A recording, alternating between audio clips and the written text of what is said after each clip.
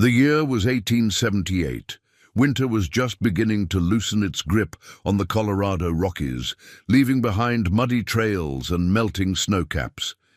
It should have been a time of renewed hope. Instead, it would become a season of unspeakable horror. Before we jump back in, tell us where you're tuning in from, and if this story touches you, make sure you're subscribed, because tomorrow I've saved something extra special for you. When Marshal Ethan Blackwood first rode up to what remained of the Dawson wagon train, he expected to find abandoned supplies, maybe signs of an Indian attack. What he discovered defied explanation. 10 wagons stood in a perfect circle, as if prepared for a defensive stand. Inside that circle lay 23 bodies, men, women, and children, slaughtered in ways that turned even the hardened lawman's stomach. But it was what Blackwood didn't find that haunted him most. No bullet. Casings, no arrows, no tracks of horses or men approaching or leaving the site. Just a set of strange, elongated footprints, unlike anything he'd ever seen before, leading away from the carnage and up toward the towering peaks of Shadow Mountain. Some mysteries are better left unsolved. Some evils should remain buried. Marshal. Blackwood was about to learn this lesson the hard way. Marshal Ethan Blackwood had been tracking outlaws for 17 years. The lines etched into his weathered face told stories of endless pursuits across unforgiving terrain, of shootouts at dawn, and of more burials than any man should have to attend in one lifetime. At 45, his dark hair had begun graying at the temples, and the old bullet wound in his left shoulder ached fiercely in cold weather. But his eyes remained sharp, his hands steady, and his reputation as the finest tracker in the Colorado Territory uncontested. When the telegram arrived in the dusty outpost of Pine Hollow, Blackwood had been nursing a whiskey at the Silver Dollar saloon, contemplating retirement for perhaps the 100th time. "Marshal," Sheriff Thomas Miller said, sliding the yellow paper across the bar. "Just came in from Silverton Pass. The Dawson wagon train was due 3 days ago. Never showed." Blackwood glanced at the telegram without touching it. "Probably got delayed by the spring thaw. Trails up there turn to soup this time of year." Miller shook his head. "Jacob Dawson's been making that supply run for 15 years. Never been more than a day late. Something's wrong." Blackwood drained his glass. "Who'd you send?" "Deputy Walters and 2 volunteers rode out yesterday morning. Should have been back by now." A heavy silence fell between the men. Both knew what this meant. "I'll head out at first light," Blackwood said finally. "Take Collins with you," Miller suggested. "Boy's green, but he's a good shot." Blackwood stood, dropping coins on the counter. "I ride alone, Tom. You know that." The next morning it was clear and cold. Blackwood's breath plumed in the pre-dawn air as he saddled his dun-gelding sergeant. The horse had been with him for 12 years, almost as long as Blackwood had worn a badge. Some said the animal could follow a trail better than most men. On this day, Blackwood hoped that was true. The path to Silverton Pass wound through stands of aspen and pine, climbing steadily into the high country. Fresh snowmelt gurgled in streams beside the trail, and new green shoots poked through the forest floor. Spring was coming, but up here, winter wasn't quite ready to surrender. Blackwood spotted the first sign of trouble near Widow's Creek. A horse, partially eaten by scavengers, wearing the brand of Walters Ranch. Further up the trail, he found a blood-soaked deputy's badge. Of Deputy Walters or the volunteers, there was no other trace. The sun was high overhead when Blackwood finally crested the rise overlooking Evergreen Meadow, where wagon trains typically made camp before the final push to Silverton Pass.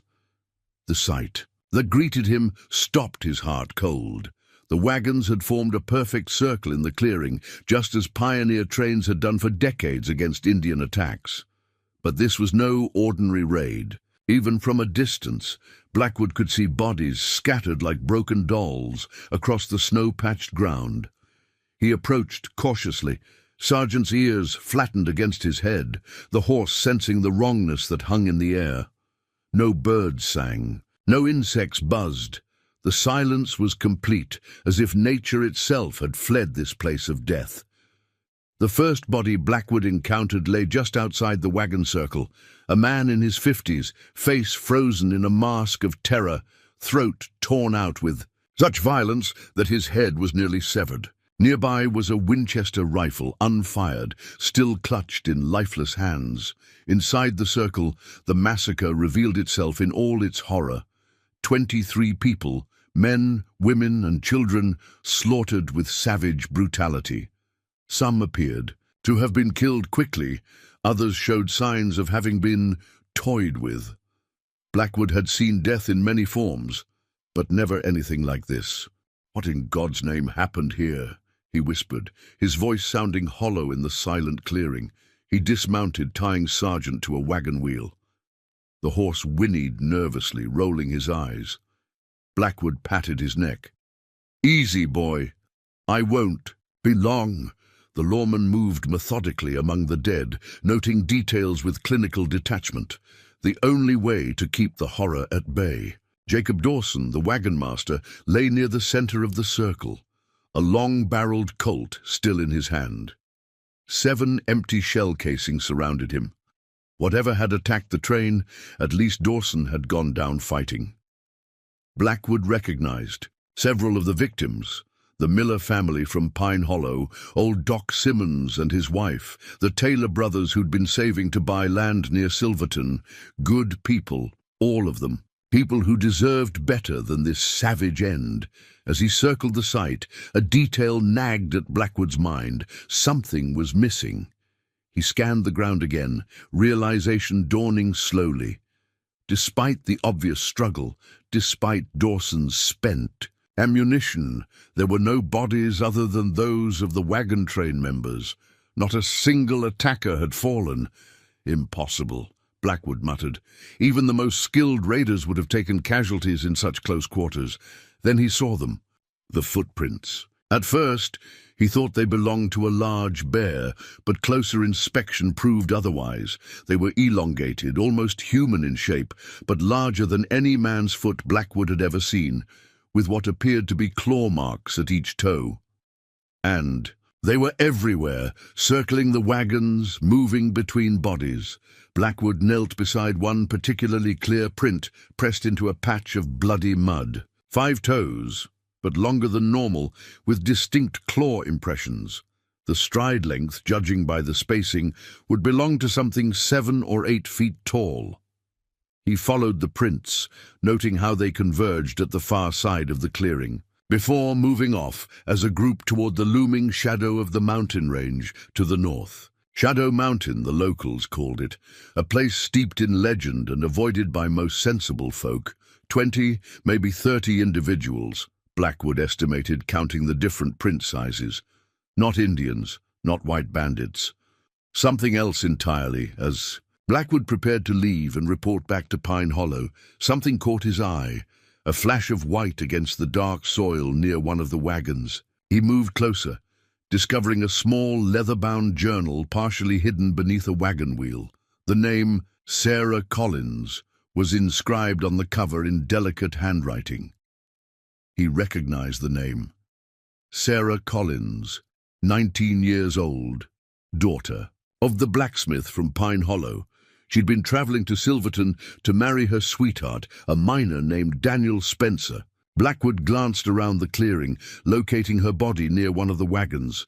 Her face, unlike many others, seemed peaceful, as if death had come quickly at least. Blackwood opened the journal, flipping to the last entry, dated just 2 days prior. April 12th, 1878, we've made camp at Evergreen Meadow. 1 more day's journey to Silverton, to Daniel, to my new life. Mr. Dawson says the path should be clear enough, though we may need to double the teams for the steeper sections. The strangest thing happened tonight. As I was gathering firewood, at the edge of camp, I heard whispers coming from the tree line. Not English, not any language I've ever heard. When I looked, I saw nothing, but I felt watched. Mr. Taylor says I'm just nervous about the wedding, but Mr. Dawson doubled the night watch anyway.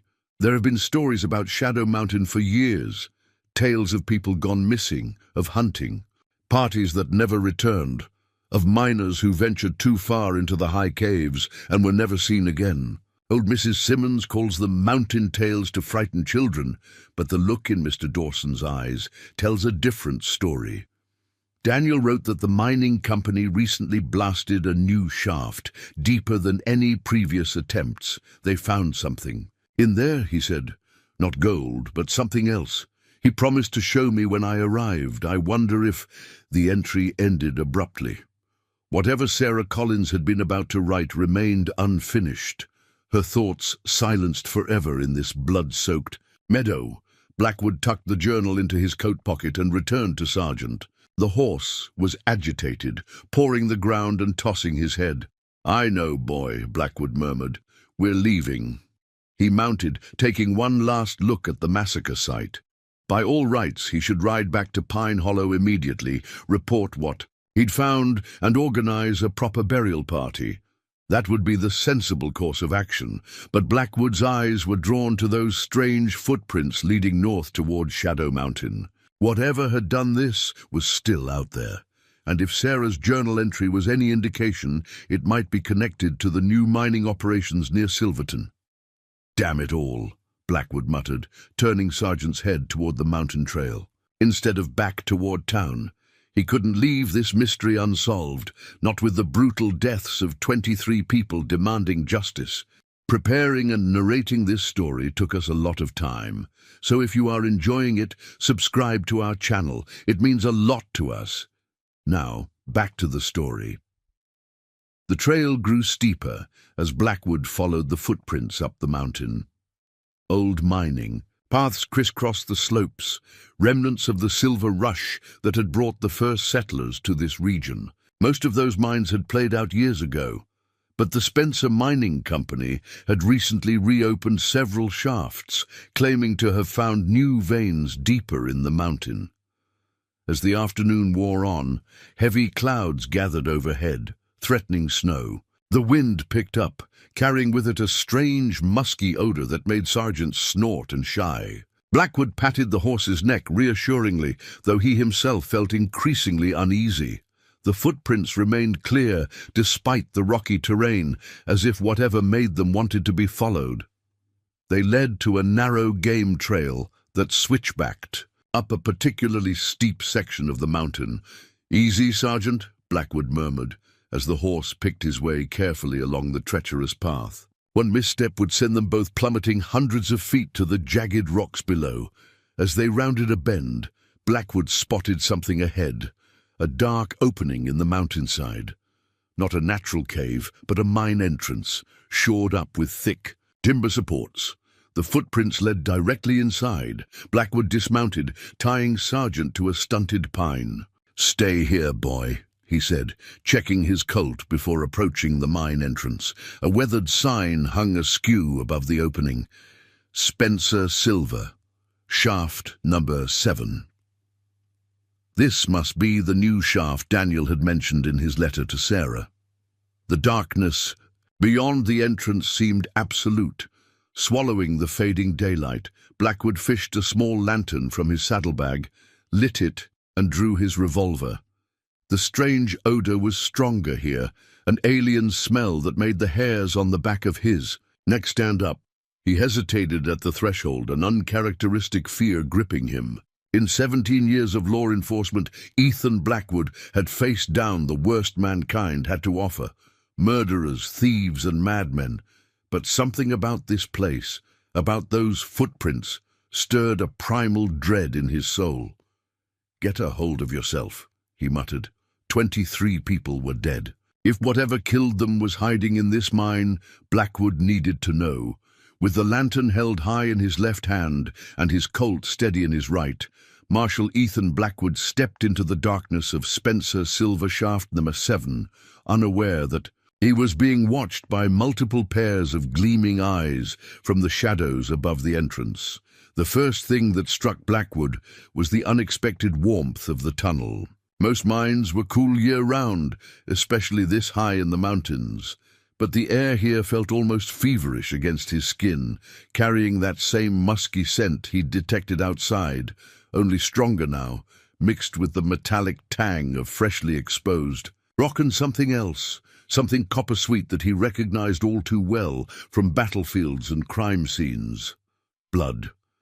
The main shaft ran straight into the mountain, supported every few yards by sturdy timber frames. The walls glistened with moisture, reflecting his lantern light and creating the disorienting impression that the stone itself was alive, pulsing with an inner light. Blackwood moved cautiously, noting that the strange footprints continued along the shaft floor, perfectly preserved in the damp soil. They were joined now by boot prints, miners' boots, judging by the distinctive pattern left by hobnails. The two sets of tracks overlapped, some of the boot prints on top of the strange tracks, others underneath, suggesting the creatures and the miners had used this tunnel multiple times. About 50 yards in, the main shaft intersected with a newer tunnel branching off to the right. The fresh-cut timber supports and recently blasted rock walls indicated this was the new section Daniel had mentioned in his letter to Sarah. The strange footprints led that way. Blackwood paused, listening intently. The silence was absolute, broken only by the occasional drip of water and his own measured breathing. He could turn back now, ride to Silverton, gather a posse. That would be the prudent choice. But 23 people were dead, and whatever killed them might still be. In these tunnels, if it escaped while Blackwood went for help, more people could die. He couldn't take that risk. With grim resolve, he turned into the new tunnel, following the tracks. This passage sloped downward at a steep angle, forcing Blackwood to brace himself against the slick walls. The air grew warmer, the strange smell stronger, until it seemed to coat the inside of his nose and throat. His lantern light revealed more boot prints, but something about them was wrong. They no longer moved in orderly patterns, but scattered chaotically as if the miners had been running away from something. The tunnel abruptly widened into a large chamber, and Blackwood's lantern illuminated a scene from the nightmare. The mining equipment, picks, shovels, drills, lay scattered across the cavern floor. A dynamite cart had been overturned, its contents spilled, and there was blood, so much blood, splashed across the walls and pooled on the ground, but no bodies. Just like at the wagon train, whoever or whatever had attacked here had taken the bodies. With them, Blackwood swept his lantern around the chamber, noticing a crude wooden table against one wall. Papers were spread across it, maps, geological surveys, and what appeared to be a journal. He moved closer, keeping his back to the wall and his revolver ready. The journal belonged to Daniel Spencer himself. Blackwood flipped it open, finding the last entry, dated just 1 week earlier, April 6, 1878. We've broken through to a new cavern system, unlike anything I've ever seen. The formations aren't natural. Some of the tunnels appear to have been carved, with strange symbols etched into the walls. Jenkins thinks we've discovered an ancient Indian holy site, but these markings don't match any tribal patterns I've ever encountered. The men are uneasy. 2 claim to have heard whispering coming from the deeper chambers. Rodriguez swears he saw something moving in the darkness beyond our lamps. Something big. I told them it was just nerves, the air pressure. I'm playing tricks on them, but I've heard it too, the whispers. They're getting louder each day. We found a chamber filled with, I hardly know how to describe them, objects, artifacts, made from some kind of metal I've never seen before. One piece, shaped almost like a mask, seems to glow in the darkness. Jenkins touched it and hasn't been the same since. Keeps talking about the ones who sleep beneath. I've secured the artifact in the strongbox until the university expert arrives next month. I haven't told the men, but I've seen them too. Glimpses of tall figures watching us from the shadows. I tell myself, It's just my imagination, the poor air quality affecting my mind. But deep down, I know better.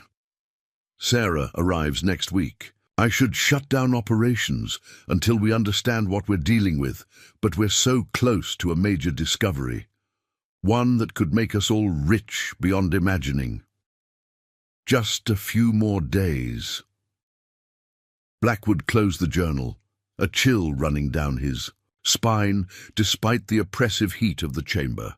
He examined the maps on the table, noting that Daniel had carefully charted the newly discovered tunnel system extending deep beneath Shadow Mountain. According to the map, the cavern he was standing in connected to a natural cave system through a narrow passage in the far corner. That passage was where the strange footprints led. Blackwood raised his lantern, illuminating the dark opening across the chamber. Even from this distance, he could tell it was different from the man-made tunnels. An irregular arch disappearing into blackness, its edges smooth as if worn by water over millennia, or by the passage of something large over and over again. As he stared at the opening, a noise emerged from its depths, a soft, rhythmic sound somewhere between breathing and whispering. Words that were not words, in a language never meant for human tongues. Every instinct screamed at Blackwood to retreat, to flee back to daylight and safety. But the memory of those slaughtered families drove him forward. Step by cautious step, he approached the natural passage, his revolver aimed.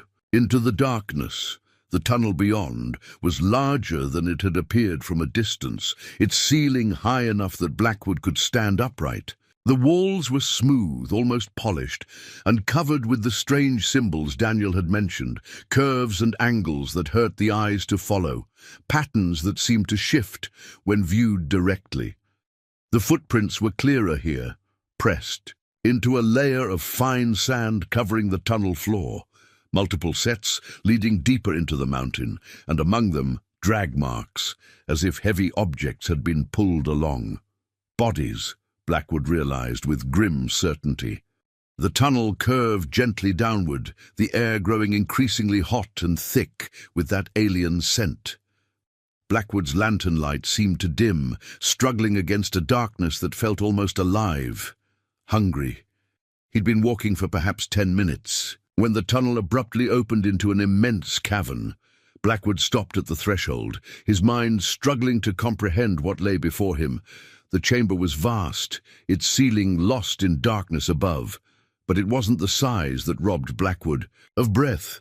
It was what filled it. Structures rose from the cavern floor, buildings of a sort, but not made by human hands. Their architecture followed rules that made no sense to human eyes. Angles that seemed to bend in impossible ways, surfaces that appeared both solid and fluid simultaneously. They were constructed of a material that resembled metal, but glowed, with an inner light, casting the entire cavern in a sickly greenish illumination. And moving among these alien structures were the creatures. They were tall, 8 feet or more, with elongated limbs that bent at odd angles. Their bodies seemed almost skeletal, covered in a pale, translucent skin through which Blackwood could see organs that pulsed and shifted in patterns no human anatomy could explain. Their heads were bulbous, with no visible eyes, but multiple, vertical slits where a face should be. They moved with a liquid grace that belied their size, communicating with those same whispered sounds Blackwood had heard earlier. Some carried objects that might have been tools or weapons, constructed of the same strange metal as the structures, but it was what lay at the center of the cavern that froze the blood in Blackwood's veins. A raised platform upon which were arranged the bodies from the wagon train and presumably the missing miners. The creatures were moving among them, using their tools to harvest them. There was no other word for the methodical way they were. Extracting organs, collecting fluids, examining tissues. Near the platform stood what appeared to be a leader, taller than the others, adorned with what looked like ceremonial markings across its pale skin. It directed the others with gestures of its elongated fingers, occasionally emitting louder vocalizations that sent the workers scurrying to new tasks. Blackwood stood transfixed, his mind reeling. This couldn't be real. Such things couldn't exist beneath the mountains of Colorado. Yet the evidence was before his eyes, an alien civilization hidden beneath Shadow Mountain, preying on humans who ventured too close to their domain. His hand tightened on his revolver. 6 bullets against dozens of these creatures. It would be suicide. His duty now was to escape, to warn others about what lurked beneath the mountain. Slowly, carefully, Blackwood began to back away from the chamber entrance. 1 step, 2, 3. His boot dislodged a small stone, sending it skittering across the tunnel floor. The noise seemed deafening in the hushed cavern. As one, the creatures stopped their activities. The leader turned toward the tunnel entrance, the vertical slits in its face opening to reveal rows of needle-like teeth and orbs that might have been eyes. Eyes that fixed directly on Blackwood's position. It made a sound then, not a whisper, but a high, piercing shriek that echoed through the cavern. The others responded immediately, dropping their tools and surging toward the tunnel.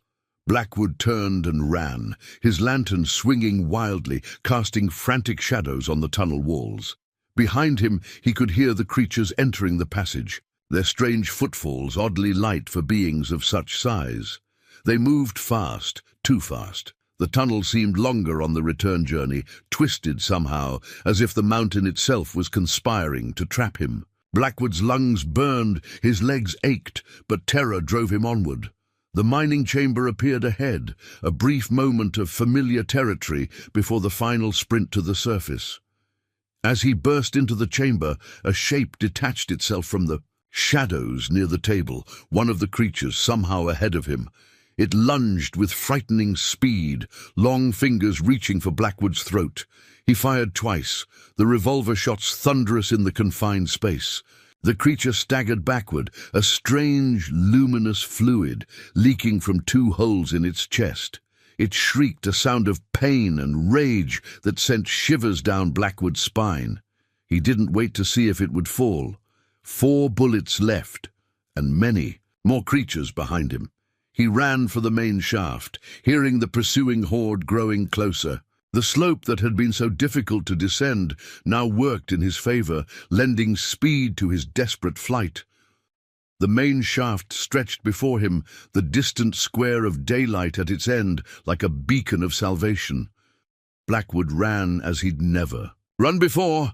The creature's alien shrieks echoing off the walls around him. They were gaining, he could feel it, could smell their strange odor growing stronger. 50 yards to the entrance, 40, 30. Something snagged his coat from behind. Long fingers tearing at the fabric, trying to pull him back into darkness. Blackwood twisted, firing blindly over his shoulder. A shriek told him he'd hit something, and the pressure on his coat released. 20 yards. 10. He burst from the mine entrance into the fading evening light, nearly colliding with Sergeant. The horse reared in panic, sensing the creatures close behind. Blackwood holstered his revolver and vaulted into the saddle in one fluid motion, born of years of practice and now desperation. "Go, boy, go!" he shouted, digging his heels into the horse's flanks.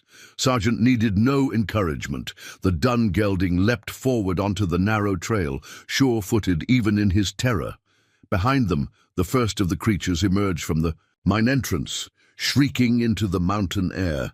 Blackwood didn't look back, focusing instead on the treacherous trail ahead. One wrong step could send them plummeting to their deaths, a fate perhaps preferable to what awaited if the creatures caught them. As they rounded the first switchback, Blackwood reached into his saddlebag, his fingers closing around a stick of dynamite he carried for emergencies. Striker matches were in his vest pocket. It was risky, lighting dynamite on a moving horse, but he had no choice. The fuse sputtered to life. Blackwood counted to 3, then hurled the dynamite back toward the trail above. The explosion came seconds later, a satisfying boom followed by the sound of falling rock. A quick glance confirmed his success. The trail was blocked by a small avalanche of stone and dirt, but through the settling dust he saw them. The creatures, scaling the cliffside with inhuman agility, bypassing the blocked trail entirely. Impossible. Blackwood breathed. He turned forward again, urging the sergeant to greater speed.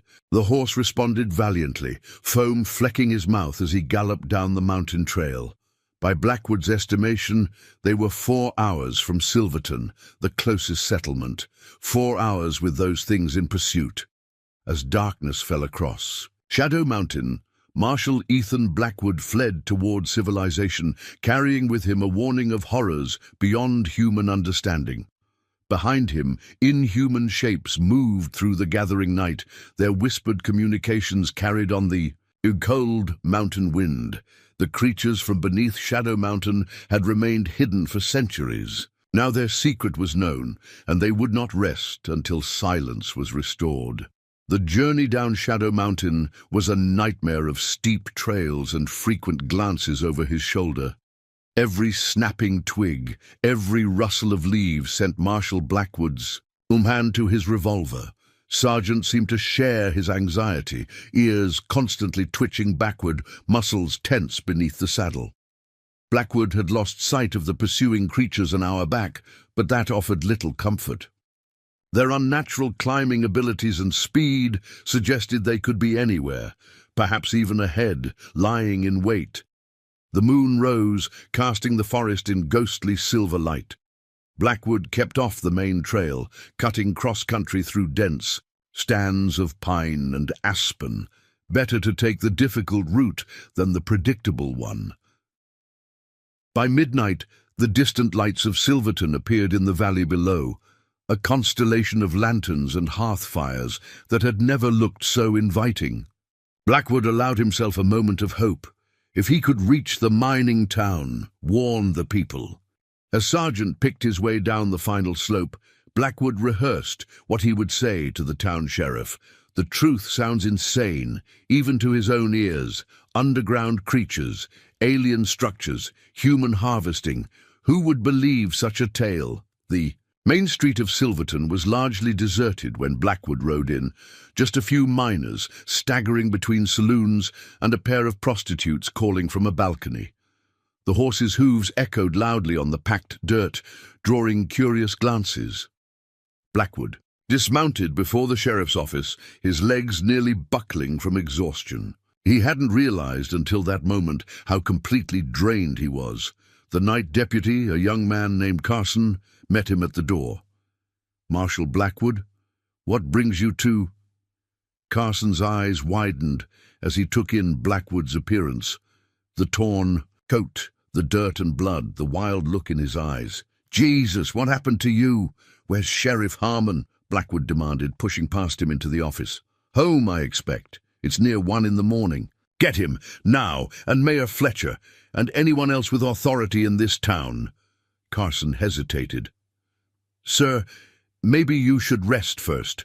You look— There's no time." Blackwood slammed his fist on the desk, making the young deputy jump. "People are going to die, boy, more than I already have. Now move." Within 30 minutes, a bleary-eyed gathering had assembled in the sheriff's office. Sheriff Wade Harmon, a barrel-chested man with a walrus mustache, Mayor Joseph Fletcher, still in, his nightshirt beneath a hastily donned coat, Dr. Lewis Graham, the town physician, and Stanley Warner, the portly owner of the Spencer Mining Company. Blackwood told his story as plainly as he could, omitting nothing, from the massacre at the wagon train to the horrors beneath the mountain. As he spoke, disbelief gave way to concern, then to open skepticism. "Let me get this straight," Warner interrupted, his jowls quivering with indignation. "You're suggesting my mine, my very profitable mine, has uncovered some sort of, monster nest?" "I'm telling you what I saw," Blackwood replied evenly. 23 people from that wagon train are dead. Your miners are dead too, Warner." "Preposterous. I'd have heard if my men were killed." When did you last have contact with the Shaft 7 crew? Warner's face reddened. 3 days ago, but that's not unusual. They're deep in a new seam, working round the clock. They're not working, Blackwood said quietly. They're dead or worse, and whatever killed them is coming here next. Sheriff Harmon stroked his mustache thoughtfully. We've had strange reports these past few months. Hunters gone missing. Odd noises in the high country at night. Some of the Ute trackers refuse to go near Shadow Mountain altogether now. Indian superstition, Warner scoffed. Maybe, Harmon conceded, but Marshal Blackwood isn't given to tales or hysteria. If he says he saw something, what he describes is impossible, Mayor Fletcher cut in. Some new tribe, perhaps, or bears, but underground creatures harvesting human organs. It's absurd. Dr. Graham, who had remained silent until now, cleared his throat. Actually, there might be another explanation. All eyes turned to the physician. Marshal, you've been through a traumatic experience. You found a massacre site, followed a dangerous trail alone, and were in that mine for hours, breathing God knows what kinds of gases and mineral dust. Mining fumes can cause hallucinations, paranoia. I know what I saw, Blackwood growled. I'm sure you believe that, Graham said soothingly. But the mine plays tricks when under extreme stress and exposure to toxic elements. Blackwood pulled Daniel Spencer's journal from his coat. Read this. The mine owner saw them too before he disappeared. Warner snatched the journal before Graham could take it. This is company property, he said, stuffing it into his pocket without so much as glancing at it. And I won't have these wild stories threatening my operation or causing a panic in town. People need to be warned, Blackwood insisted. What they need is to keep working without fear of imaginary monsters, Warner retorted. Mayor, surely you see the economic damage such rumors could cause. Fletcher nodded. Silverton depends on those mines, Marshal. We can't have workers fleeing. Based on unverified claims. Blackwood looked to Harmon, hoping for support, but the sheriff's expression had grown guarded. We'll investigate, of course, Harmon said carefully. I'll send deputies to check on the mine tomorrow, and to verify your report about the wagon train. Tomorrow will be too late, Blackwood said. Those things could reach town by dawn. Then we'll post extra guards tonight, Harmon replied, his tone making it clear the discussion was over. Deputy Carson escorted Marshal Blackwood to the hotel. See that he gets a hot meal and a room. He turned back to Blackwood. Get some rest, Marshal. Things will look clearer in the morning. The dismissal was obvious. These men, these fools, weren't going to act, not in time. Blackwood allowed Carson to lead him to the Silver Peak Hotel, his mind racing. He couldn't force the town officials to believe him, but he couldn't simply wait for slaughter either. There had to be another way. At the hotel he ordered food he didn't taste, and coffee he drank in desperate gulps. The young deputy hovered nearby, clearly under orders not to leave Blackwood alone, whether for the marshal's protection or to keep him from spreading panic was unclear. Carson, Blackwood said suddenly, you grew up around here, didn't you? The deputy nodded. Born and raised, sir. Ever hear stories about Shadow Mountain? Strange disappearances? Unexplained phenomena? Carson shifted uncomfortably. Just old tales. My grandfather used to say the mountain was hollow, filled with beings from before mankind walked the earth. Said they took people sometimes, for purposes we couldn't understand. And what did you think of these stories?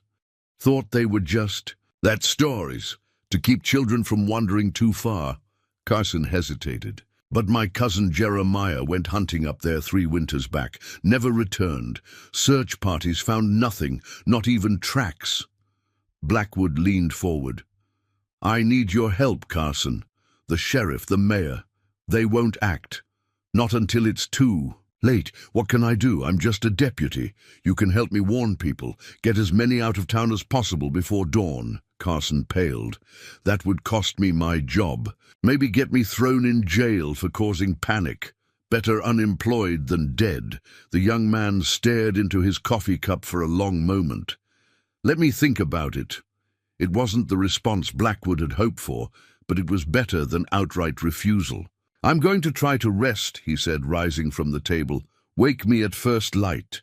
In his hotel room, Blackwood cleaned his revolver, counting his remaining ammunition. 4 bullets.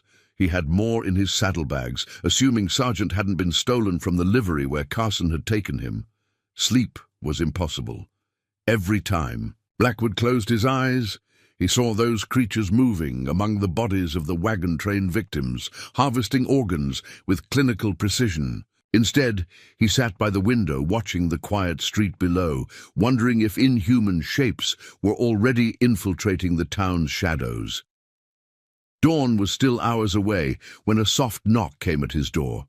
Blackwood opened it, revolver ready, to find Deputy Carson. "You were right," the young man whispered, face ashen. "They're here." "Where?" "The mine office. I was making my rounds and saw lights inside. Thought it might be looters, but through the window." Carson swallowed hard. "Those things you described, 3 of them. They killed the night watchman. Opened him up right. On Warner's desk." Blackwood's blood ran cold. "Did they see you?" "Don't think so. I ran straight here.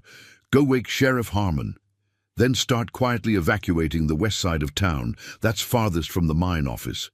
Tell people to take only what they can carry and head for Franklin Pass." "What about you?" Blackwood checked his revolver. "I'm going to buy you time." "That's suicide." "Probably," Blackwood agreed. "But it's our only chance. Now go." The streets were still dark as Blackwood made his way toward the Spencer Mining Company office, a 2-story brick building at the east end of town. No lights showed from within now, but that meant nothing. Those creatures seemed to see perfectly well in the darkness. He approached cautiously, using the shadows of storefronts for cover. The night watchman lay sprawled on the office steps, his chest cavity yawning open, empty of organs. The sight confirmed Carson's account and steeled Blackwood's resolve. These things had to be stopped, whatever the cost. The office door stood ajar. Blackwood slipped inside, his eyes adjusting to the deeper darkness. The front room appeared empty, but papers were strewn across the floor, filing cabinets tipped over. The creatures had been searching for something. A soft whisper drifted from the back office, Warner's private domain. Blackwood inched closer, keeping his revolver trained on the partially open door. Through the gap, he could make out 3 of the pale creatures, huddled over Warner's massive oak desk. They were examining what appeared to be maps, the same mining surveys Blackwood had seen in Daniel Spencer's journal. One of the creatures made a series of clicking sounds, pointing at a specific location on the map. The others responded with those same unsettling whispers. Whatever they were planning, Blackwood knew it couldn't be good for the people of Silverton. He considered his options. 4 bullets against 3 creatures. He might take them all down if he was very lucky, but the gunshots would alert any others in town, and based on what he'd seen in the cavern, there could be dozens more. As he debated his next move, the floorboard beneath his foot creaked, a small sound but enough. The creatures froze, their bulbous heads swiveling toward the door in perfect unison. Blackwood didn't hesitate. He kicked the door fully open and fired twice in rapid succession, aiming for the closest creature's head. The first shot went wide, splintering the wall. The second found its mark, causing the creature to emit that same piercing shriek he'd heard in the mine. The other 2 moved with shocking speed, one leaping over the desk while the other flipped a heavy filing cabinet toward Blackwood. He barely dodged the improvised missile, losing precious seconds. By the time he recovered his stance, the wounded creature had fled through a back window, and the remaining 2 were converging on him from different angles. Blackwood fired again, catching one in what might have been a shoulder. It staggered, but didn't fall. 3 shots expended, 1 bullet left. The odds were worsening by the second. The uninjured creature lunged, its elongated arms reaching for Blackwood with clawed fingers. He ducked under the attack and slammed the butt of his revolver into what he hoped was a vulnerable area on its torso. The creature emitted a high-pitched whistle, but seemed largely unaffected.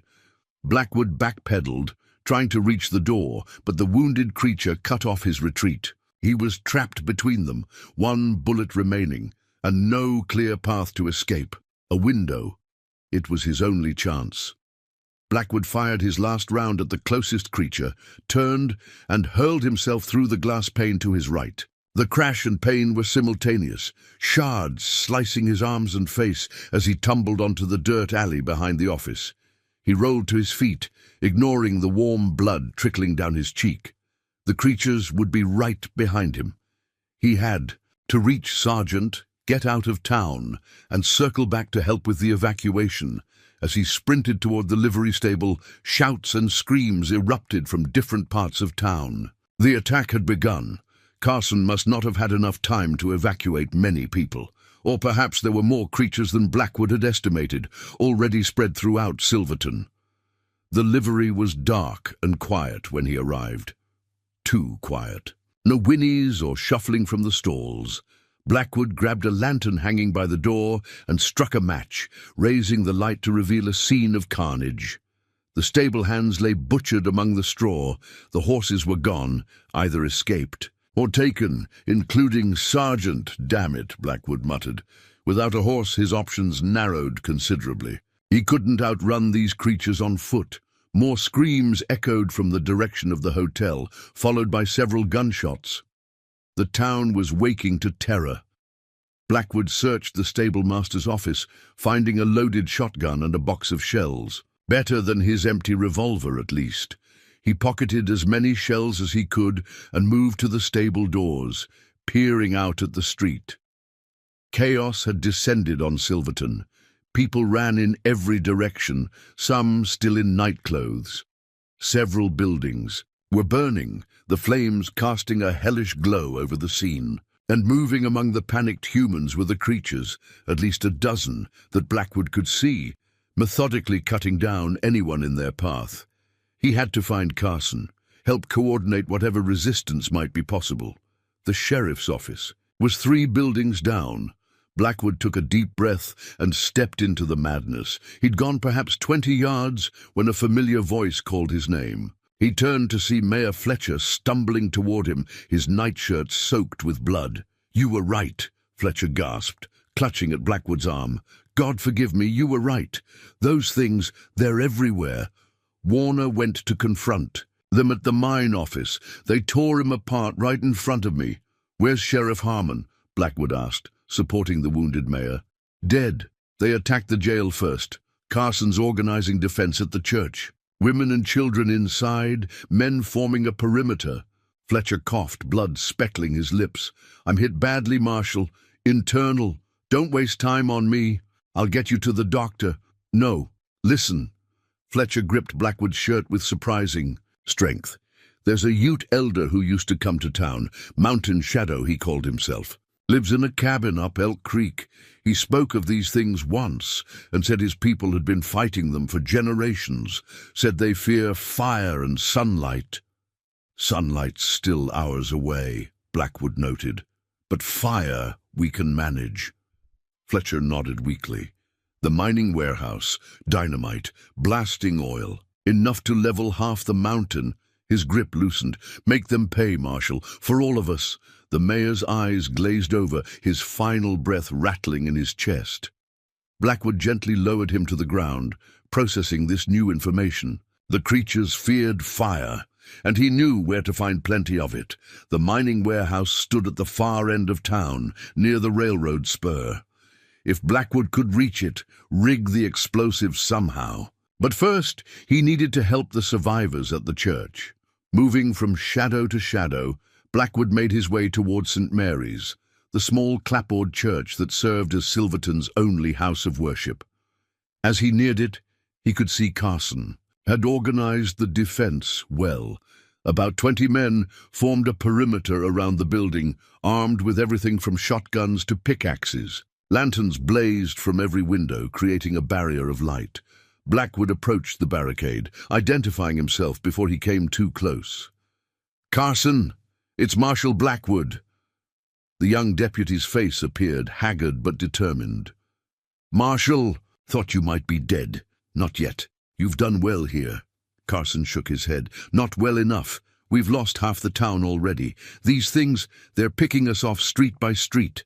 We can't hold it until dawn." "We might not have to." Blackwood explained Fletcher's information about the creature's fear of fire and his plan for the warehouse explosives. "That's a suicide mission," Carson objected. "That warehouse is on the far side of town, through the thick of them. I'll go through the alleys, stay out of sight. Then what? Even if you reach it, how do you plan to deploy explosives across town?" It was a good question, one Blackwood hadn't fully answered for himself. "There's a handcar on the rail spur. I could load it with dynamite, light the fuses, and send it toward the center of their activity." Carson considered this. Might work, but someone would need to ride it part way, make sure it stays on track until the last moment. "That would be me."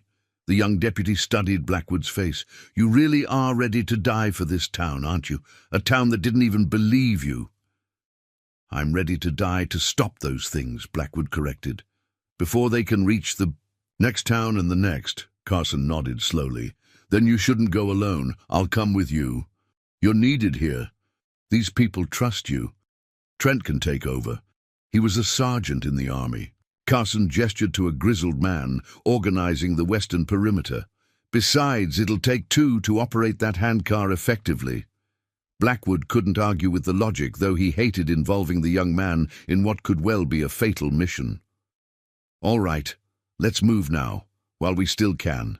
After briefing Trent and gathering additional ammunition, Blackwood and Carson slipped away from the church's relative safety. The town was burning in several places now. The worst of the fire centered around the hotel and saloon district. The screams had largely stopped, not a good sign. They moved in tandem, covering each other as they navigated the labyrinth of alleys and backlots. Twice they were forced to hide as groups of creatures moved past, carrying struggling humans, or limp bodies. "They're taking some alive," Carson whispered after the second encounter. "Why?" "Nothing good," Blackwood replied grimly. "All the more reason to finish this now." The warehouse loomed before them, a large wooden structure secured with heavy padlocks. No lights showed from within, but that didn't mean it was empty. "Cover me," Blackwood said, moving toward the side door with a set of skeleton keys he'd taken from the dead sheriff's office. Carson knelt at the corner of the building, shotgun ready. The third key worked. The lock clicked open, and Blackwood eased the door ajar, wincing at the slight creak of hinges. The warehouse interior was pitch black. He struck a match, lighting a small lantern they'd brought from the church. The space was cavernous, filled with mining equipment, timber supports, and, most importantly, crates labeled "Danger Explosives." Against the far wall sat barrels of blasting oil, used for the most difficult mining operations. It was enough firepower to level half of Silverton. "We're in luck," Blackwood whispered as Carson joined him. "Start gathering dynamite. I'll check the rail spur for the handcar."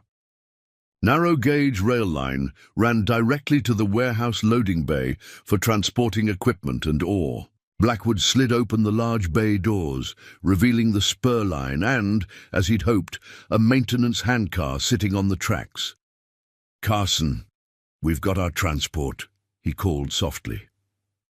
As the words left his mouth, a familiar whisper echoed from the shadows at the far end of the warehouse. Blackwood raised his lantern, the light revealing 5 of the creatures emerging from behind stacks of crates. They must have been lying in wait, perhaps guarding the very weapons Blackwood hoped to use against them.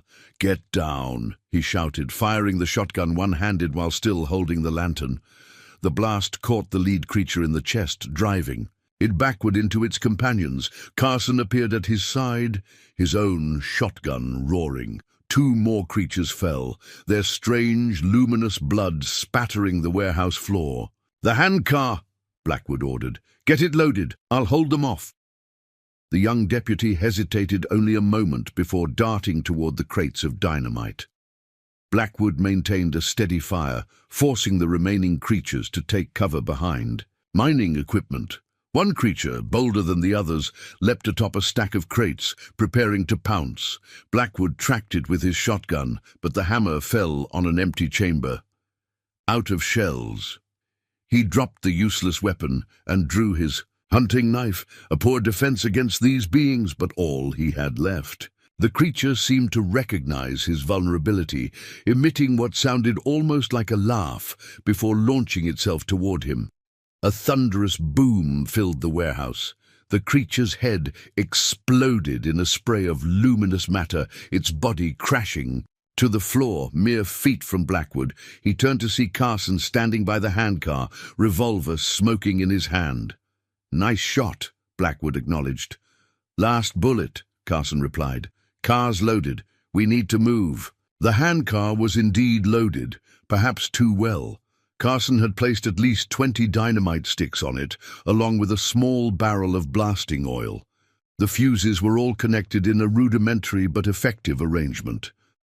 Blackwood glanced back at the remaining creatures, which were regrouping for another attack. "Light it up, let's go." They positioned themselves on opposite sides of the handcar's pump handle. Carson struck a match, lighting the master fuse, which would need at least 2 minutes to reach the dynamite. Then they began pumping, driving the car forward onto the main track that ran through the center of Silverton. Behind them, the creatures burst from the warehouse, shrieking in what might have been fury or alarm. They gave chase immediately, moving with that unsettling speed Blackwood had witnessed on Shadow Mountain. "Faster," he urged, his arms burning with the effort of pumping the heavy car.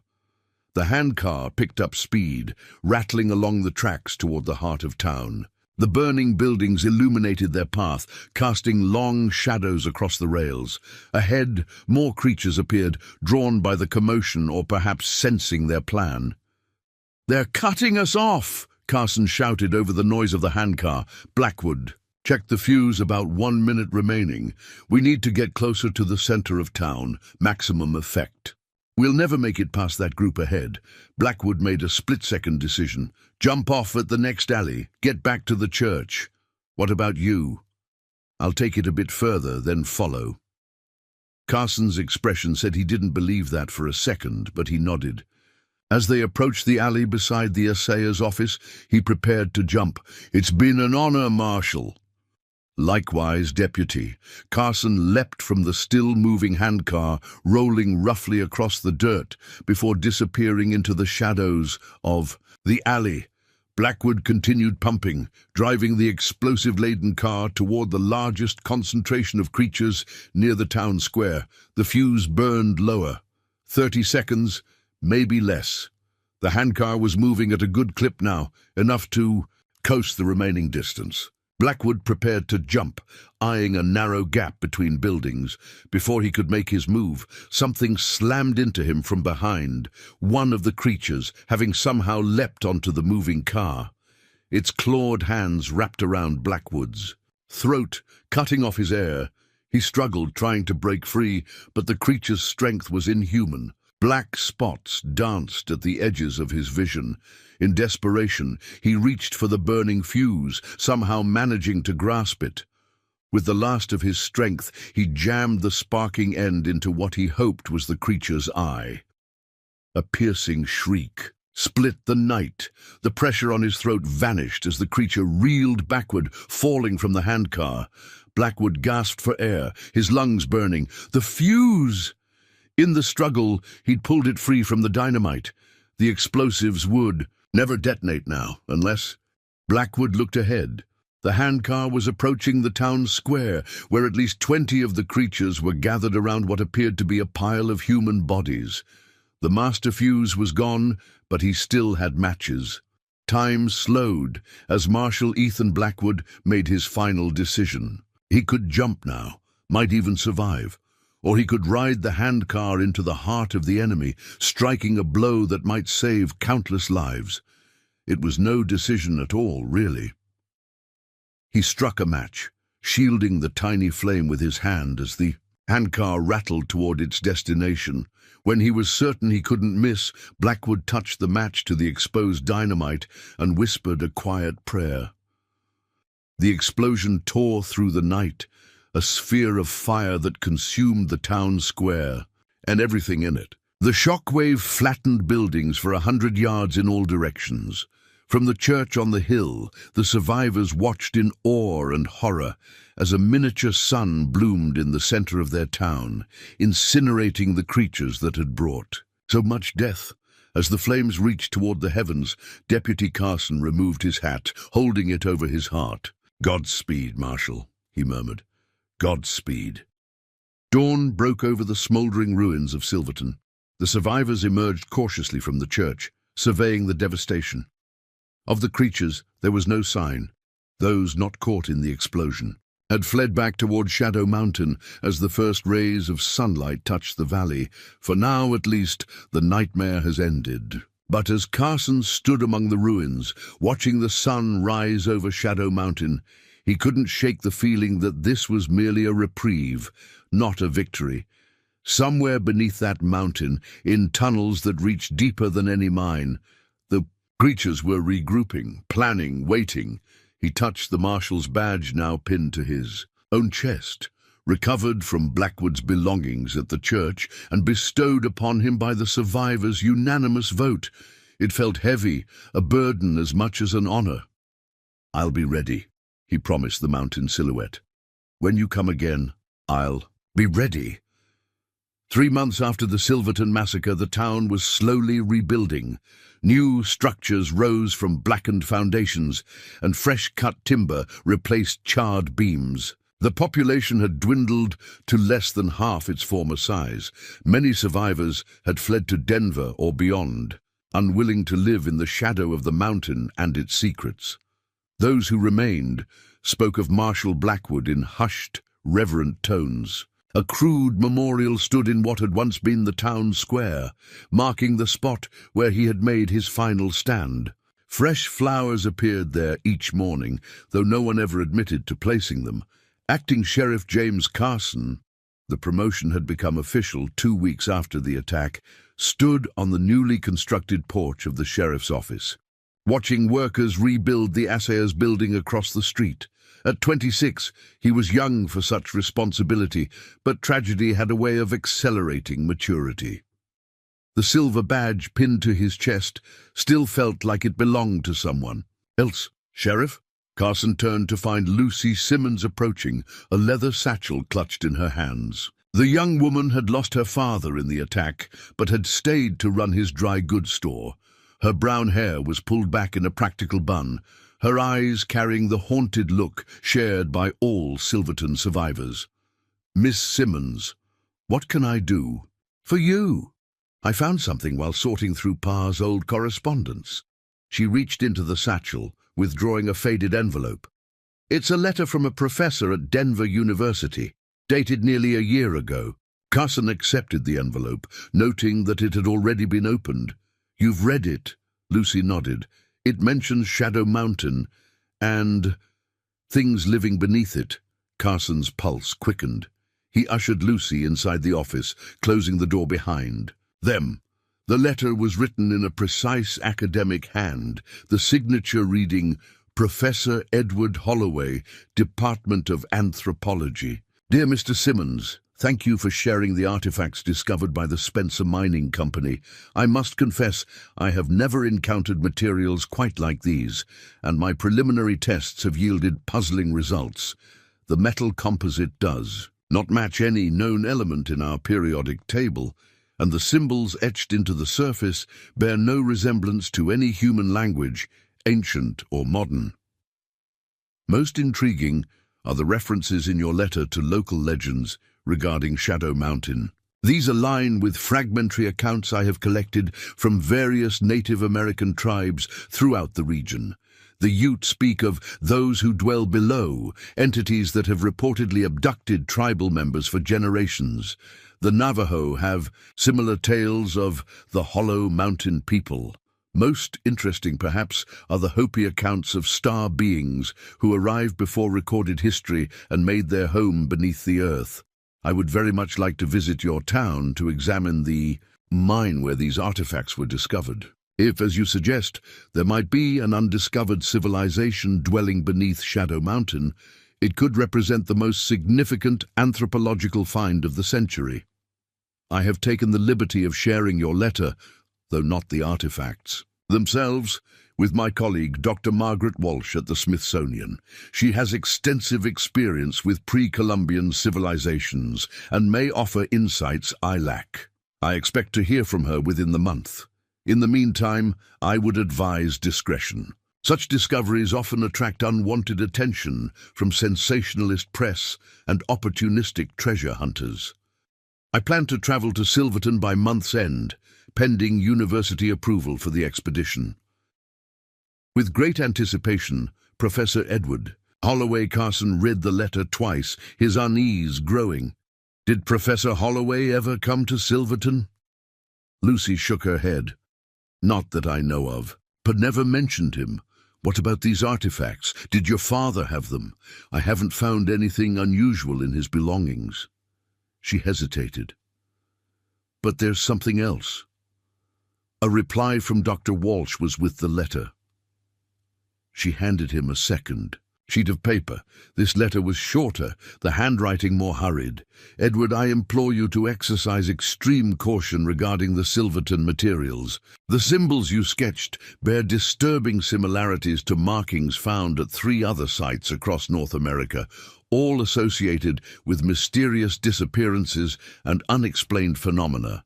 Most notably, an 1847 military expedition to coastal Oregon vanished after reporting the discovery of non-human structures bearing identical markings. The sole survivor, found wandering in a state of severe mental distress, spoke of harvesters emerging from underground chambers. I have forwarded your sketches to Colonel James Bradford at the War Department. This may require governmental intervention. Do not proceed to Silverton until we have conferred further. Margaret Carson set the letters down, his mouth dry. When were these written? Last August, according to the dates, 8 months before the attack. And your father never mentioned any artifacts to you? Lucy shook her head. Pa wasn't one for tall tales. If he found something strange, he'd have kept it quiet until he knew what it was. Carson moved to the gun rack, selecting a rifle and checking its action. Miss Simmons, I need you to find Reverend Miller. Tell him to gather everyone at the church. Don't cause panic, but make sure they understand it's urgent. What are you going to do? Carson strapped on his gun belt. I'm going to search your father's store. If those artifacts are still in Silverton, we need to find them. And then we need to decide whether to destroy them or use them to understand what we're facing. You think they'll come back?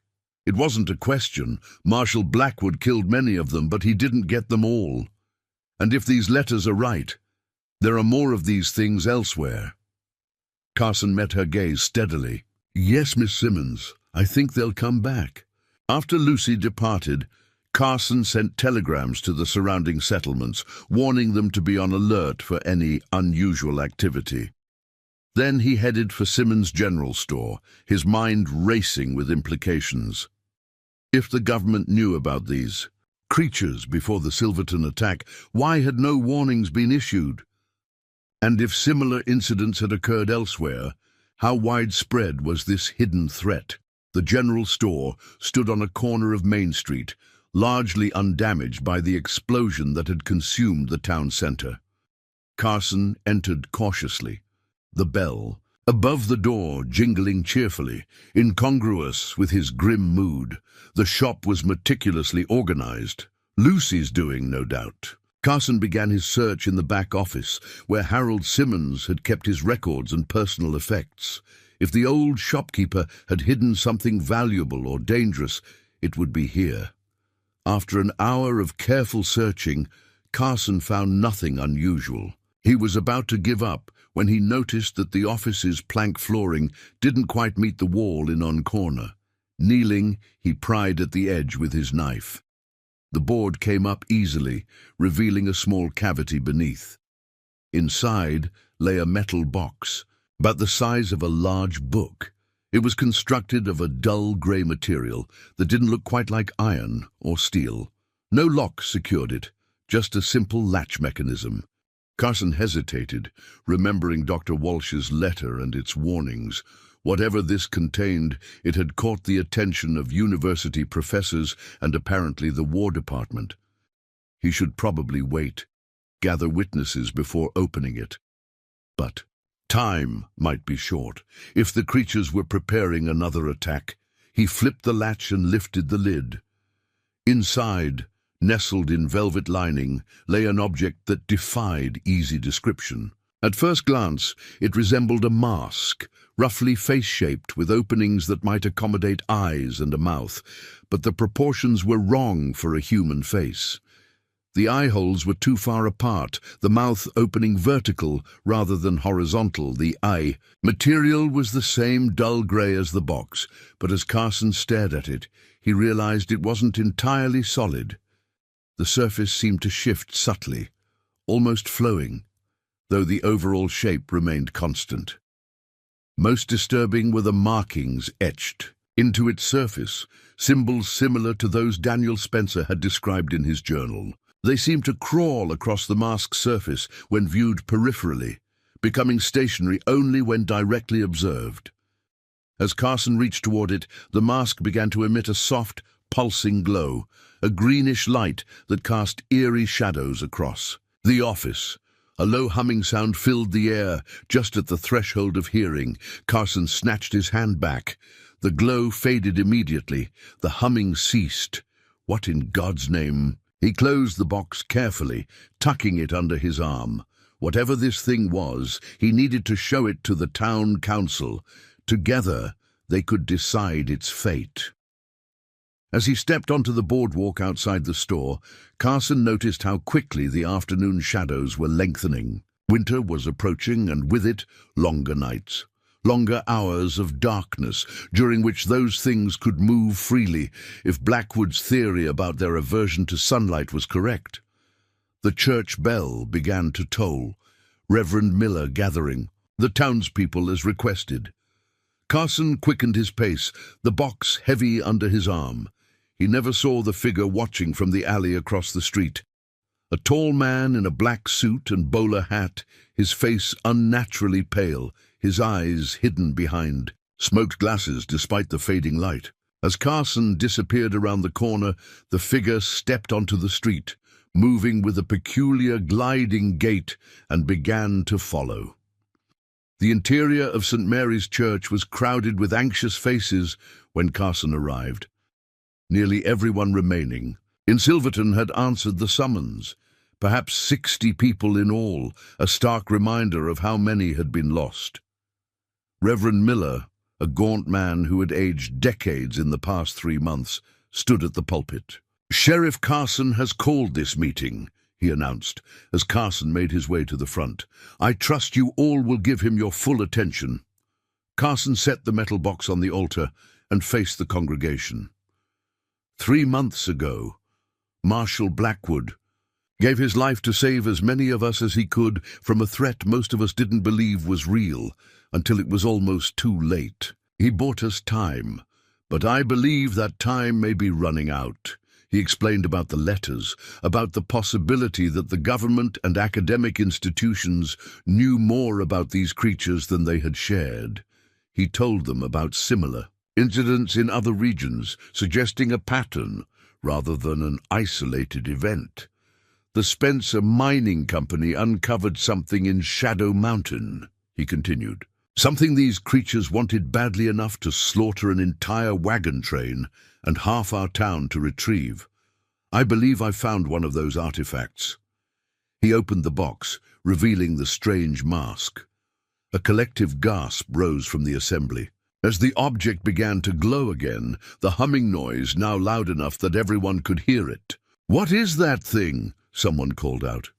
"I don't know," Carson admitted, "but I suspect it's some kind of communication device, or perhaps a key."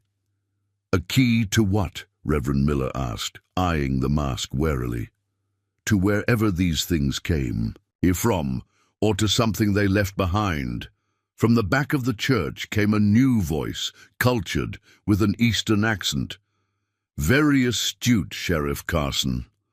All heads turned to see a tall man in a black suit standing in the doorway. His skin was so pale it seemed almost translucent, his eyes hidden behind smoked glasses. He removed his bowler hat, revealing hair so blonde it appeared white. "My name is Agent Thomas Reed, United States Secret Service." The man produced an official-looking badge. "I'm here on behalf of the federal government to collect that artifact and any others you may have discovered." Carson's hand moved to his revolver. Something about this man felt wrong. "You've got some explaining to do first, Agent Reed. If the government knew about these creatures, why weren't we warned?" Reed smiled thinly. "That information is classified, Sheriff. Suffice it to say, the situation is more complex than you realize. Now, the artifact, please." "No." The word came not from Carson, but from Lucy Simmons, who had risen from her pew. "My father died because of secrets.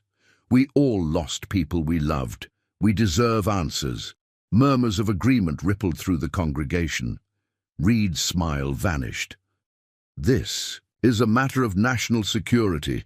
I am authorized to seize the artifact by force if necessary." Carson drew his revolver. "You're outnumbered, Agent Reed, and I'm not convinced you are who you claim to be." Reed tilted his head, an oddly mechanical gesture. "A regrettable choice, Sheriff. What happened next occurred so quickly that many witnesses later disagreed on the exact sequence of events."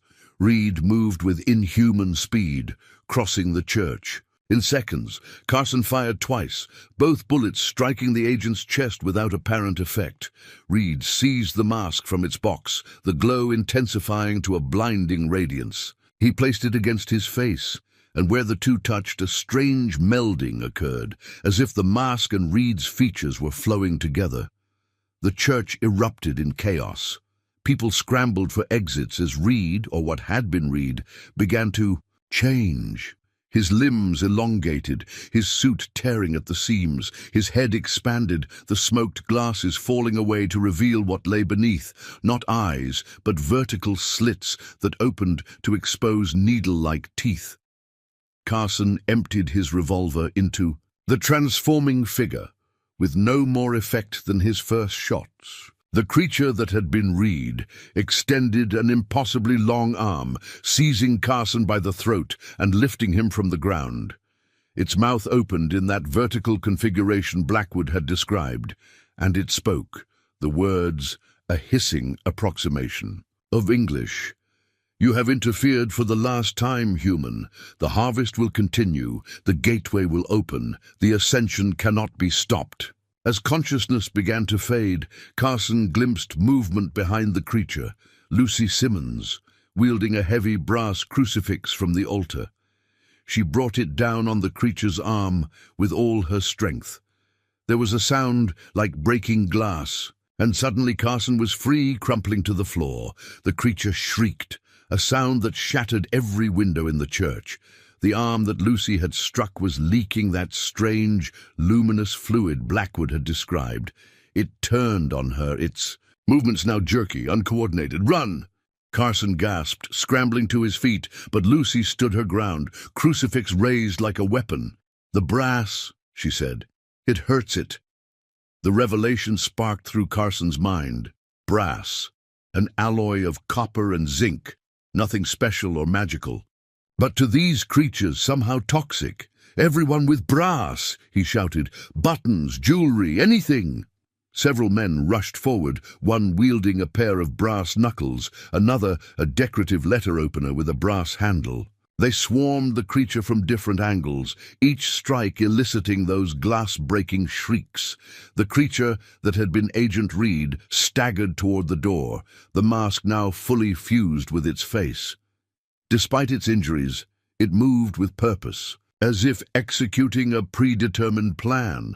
It paused at the threshold, turning back to face the humans pursuing it. "The gateway opens with the solstice," it hissed. 3 days, then all fall to darkness." Then it was gone, moving with that unnatural speed into the gathering dusk. Carson leaned against a pew, breathing heavily. "Is everyone all right?" There were minor injuries, bruises, cuts from broken glass, but miraculously no deaths. The creature had been focused on retrieving the mask, not slaughter. What did it mean about a gateway? Reverend Miller asked, helping a woman to her feet. And the solstice? Winter solstice is in 3 days, Lucy said quietly.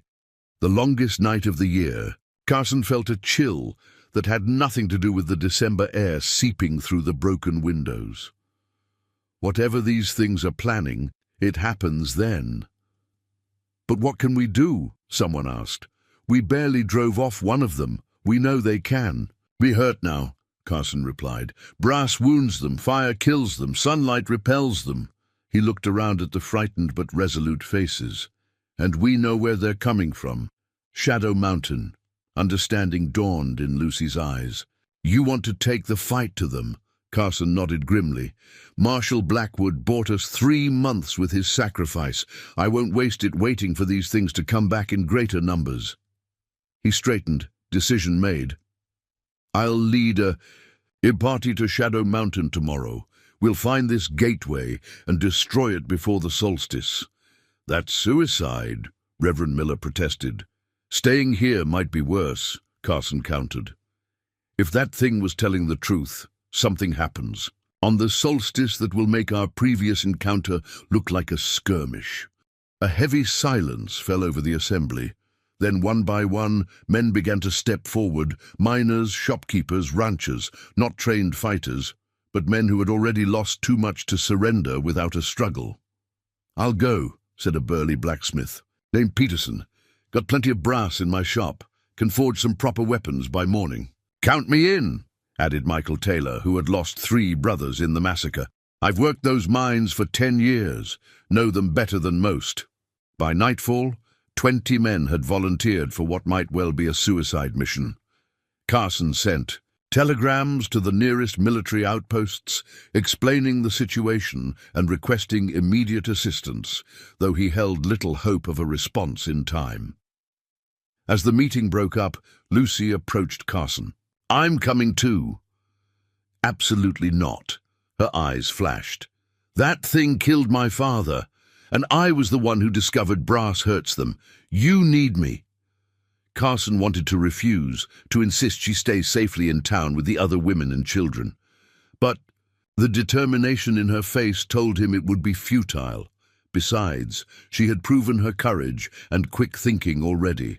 First sign of real trouble, you fall back, he said finally. That's non-negotiable. She nodded, though they both knew. It was an empty condition. Where they were going, there would be no falling back, no safe retreat. As darkness claimed Silverton completely, Sheriff James Carson stood on the church steps, watching the silhouette of Shadow Mountain against the star-filled sky. Somewhere, beneath that looming mass, creatures not of this earth were preparing for something momentous. A gateway opening, an ascension beginning. Whatever it was, Carson was determined to stop it. Marshal Blackwood had given his life to save this town. Carson was prepared to do the same to save whatever came next. In the blacksmith shop, metal rang against metal as Peterson began forging brass into weapons. In homes throughout Silverton, men said what might be final goodbyes to wives and children. And in the shadows between buildings, pale figures watched and waited, their vertical mouth slits opening and closing in silent communication. The final battle for Shadow Mountain was about to begin. Dawn broke over Silverton with reluctant grey, light filtering through heavy snow clouds. The temperature had plummeted overnight, and a bitter wind whipped down from Shadow Mountain, carrying ice crystals that stung exposed skin like tiny needles. Sheriff Carson stood outside Peterson's blacksmith shop, watching the volunteers gather. 22 men and Lucy Simmons, each grim-faced and bundled against the cold. They carried an assortment of weapons, rifles and shotguns, of course, but also brass implements hastily fashioned in Peterson's forge, knuckles, spikes, even crude bladed weapons with brass edges. Not exactly an army, murmured Michael Taylor, adjusting the brass-tipped pickaxe strapped to his back. "We work with what we have," Carson replied, checking his own modified weapons. He'd had Peterson attach brass plates to his revolver bullets, a painstaking process that had consumed most of the night. Whether they would fire accurately remained to be seen. Peterson emerged from his shop, carrying what appeared to be a primitive flamethrower, a converted mining pump connected to a tank of kerosene with a brass nozzle and ignition mechanism. "Finished it just now," the blacksmith announced, hoisting the contraption. "Range is only about 15 feet, but it should cook those bastards properly." Carson nodded approvingly. "Remember, we move in teams. No one goes anywhere alone.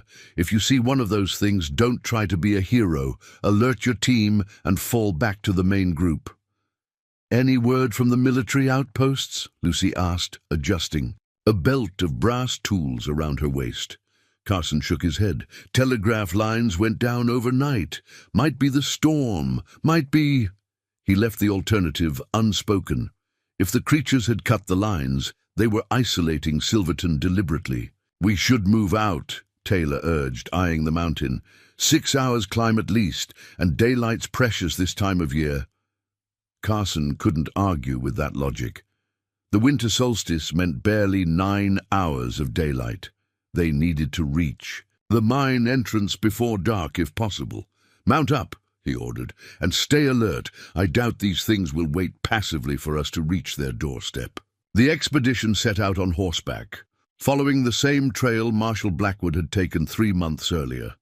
The going was slow, the path partially obscured by early winter snow and debris from autumn storms. Carson rode at the front, with Taylor and Peterson flanking him. Lucy stayed in the middle of the group, though Carson noted she kept one hand always near the brass-handled knife at her belt. As they climbed higher, the wind intensified, driving snow into their faces and reducing visibility to mere yards. Communication became impossible, except through hand signals or shouting directly into a neighbor's ear. "Storm's not natural," Taylor yelled to Carson as they rounded a particularly exposed bend. "Never seen one blow up so fast." Carson had been thinking the same thing. The abrupt weather change, the downed telegraph lines. It felt orchestrated, designed to isolate and hinder them. They reached Widow's Creek by midday, the halfway point to the mine. Carson called a brief halt, allowing the horses to rest and the men to choke down cold rations. No fires, not with the wind and not when flames might alert the enemy to their position. "We've been watching since we left town," Lucy said quietly as she crouched beside Carson beneath a rocky overhang. "Don't look now, but there's something moving along that ridge to the east." Carson waited a moment, then casually scanned the indicated direction. At first, he saw nothing but swirling snow. Then a shape materialized briefly. Tall, impossibly thin, moving with that fluid grace Blackwood had described. It vanished almost, instantly melting into the white landscape. "They're tracking us," he confirmed, "probably reporting our progress to whatever passes for their leaders. Why not attack? They must outnumber us. Maybe they're wary after what Blackwood did to them, or maybe—" "They want us to reach the mountain," Lucy finished, her eyes widening. The possibility sent an icy finger down Carson's spine. "We could be walking into a trap, or they might need us for something. That thing that looked like Agent Reed said the ascension requires the gateway. What if opening this gateway needs sacrifices?" Carson considered this grim theory. It made a terrible kind of sense. The creatures had shown they could harvest humans at will. Taking the entire town would have been easier than this elaborate winter solstice plan. "We proceed," he decided after a moment, "but with even more caution, and we prepare for the possibility that reaching the mine is exactly what they want."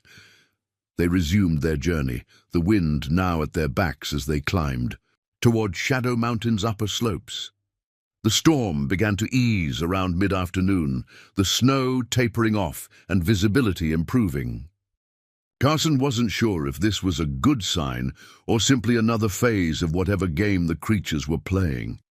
As they approached the final ascent to Spencer Shaft number 7, Carson called another halt. "We'll leave the horses here," he announced. "Continue. On foot. Less noise, and they won't be much use in the tunnels anyway." They secured the animals in a natural shelter formed by a rock overhang, leaving enough feed and water for 2 days. If the expedition hadn't returned by then, the horses would be the least of their concerns. "Listen up," Carson addressed the group. "From here on, absolute silence unless absolutely necessary. We don't know what waits inside that mine, but assume it's ready for us. Peterson, your flamethrower ready?" The blacksmith nodded, patting the contraption strapped to his back. "Taylor, you know these tunnels. You'll guide us once we're inside. Lucy, stay with me. Everyone else, teams of 3, just as we practiced." The final approach to the mine entrance was eerily quiet. No birds, no small animals, exactly as Blackwood had described the Wagon Massacre site. Nature itself seemed to have abandoned this place. The mine entrance stood just as Blackwood had reported, a dark rectangle in the mountainside, shored up with timbers. The sign above now hung by a single nail, creaking softly in the wind. "Spencer Silver, Shaft number 7. Carson signaled the group to halt at a safe distance, while he and Taylor approached the entrance cautiously, weapons ready. There were no footprints in the fresh snow before the mine, neither human nor the strange, elongated prints of the creatures. If anything waited inside, it had been there since before the storm. "Seems clear," Taylor whispered. "But there's something wrong." "What? It's not right. Should be cold air flowing out from the mountain this time of year. Instead it feels—" He reached a hand toward the entrance. "Warm. And there's a smell." Carson detected it too. That same musky odor Blackwood had described in his last moments. Like nothing found in nature, a scent that seemed to bypass the nose and register directly in the primitive hindbrain, triggering instinctive revulsion. He signaled the others forward while he and Taylor maintained watch on the entrance. As they assembled, Carson outlined the plan one last time. "Taylor leads, Peterson and his flamethrower right behind him. I'll bring up the rear with Lucy and Jenkins. If those things attack, form a circle. Protect the flamethrower at all costs. It's our best weapon in confined spaces." "And if we find this gateway," Peterson asked, "we destroy it, with explosives if necessary." Carson patted the satchel of dynamite strapped to his belt, salvaged from the mining warehouse after Blackwood's last stand. "We've got enough here to collapse half the mountain." With grim nods all around, the party lit their lanterns and entered Spencer Shaft number 7, weapons at the ready. The unnatural warmth enveloped them immediately, along with that alien scent, stronger now than outside. The main shaft extended straight into the mountain, just as Blackwood had described it in his final report to the town council. Taylor led them forward cautiously, stopping occasionally to check for structural weaknesses or signs of recent activity. The tunnel showed evidence of hasty abandonment, tools left where they had fallen, a half-eaten meal mouldering on a small table, a jacket still hanging from a peg. "The new section should be just ahead," Taylor whispered, after they'd progressed about 50 yards. "That's where Blackwood reported finding the entrance to the natural cave system." As they approached the junction, the air grew warmer still, the strange odor more intense. Carson signaled a halt, listening intently. At first, he heard nothing beyond the breathing of his companions and the occasional creak of the tunnel supports. Then, faintly, from somewhere deep in the mountain, rhythmic sounds, like distant drums or machinery in steady operation. "You hear?" "That," he whispered to Taylor. The miner nodded. "Coming from the new section, never heard anything like it before." They proceeded with greater caution, entering the newer tunnel that sloped downward at a steep angle. The drumming sound grew louder, now accompanied by what might have been chanting in an inhuman language. Those same whispered sounds, Blackwood had reported. The tunnel widened into the chamber where Blackwood had found Daniel Spencer's journal and maps. The mining equipment remained scattered across the floor, now coated with a fine layer of crystalline material that glistened in the lantern light. The table where Spencer had kept his records was gone.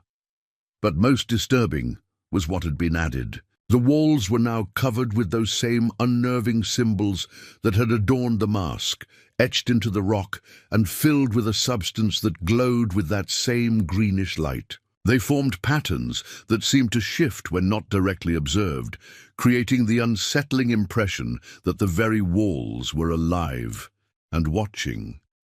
Jesus, Peterson breathed, raising his lantern higher. What is all this?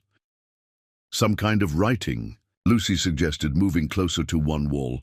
Or mathematics, maybe. Look how the patterns repeat, but with subtle variations. Don't touch anything, Carson warned, surveying the chamber for immediate threats. Finding none, he pointed to the far corner where Blackwood had reported finding the entrance to the natural cave system. That's our target. The natural passage was now significantly altered. What had been a rough-hewn opening was now an elaborately carved archway, its surface covered with the glowing symbols.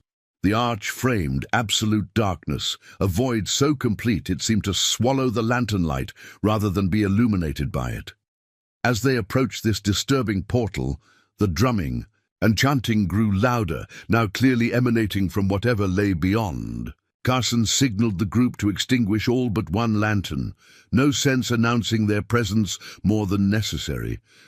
"I'll go first," Taylor whispered, removing his hat and wiping nervous sweat from his brow, despite the chill that had inexplicably replaced the earlier warmth.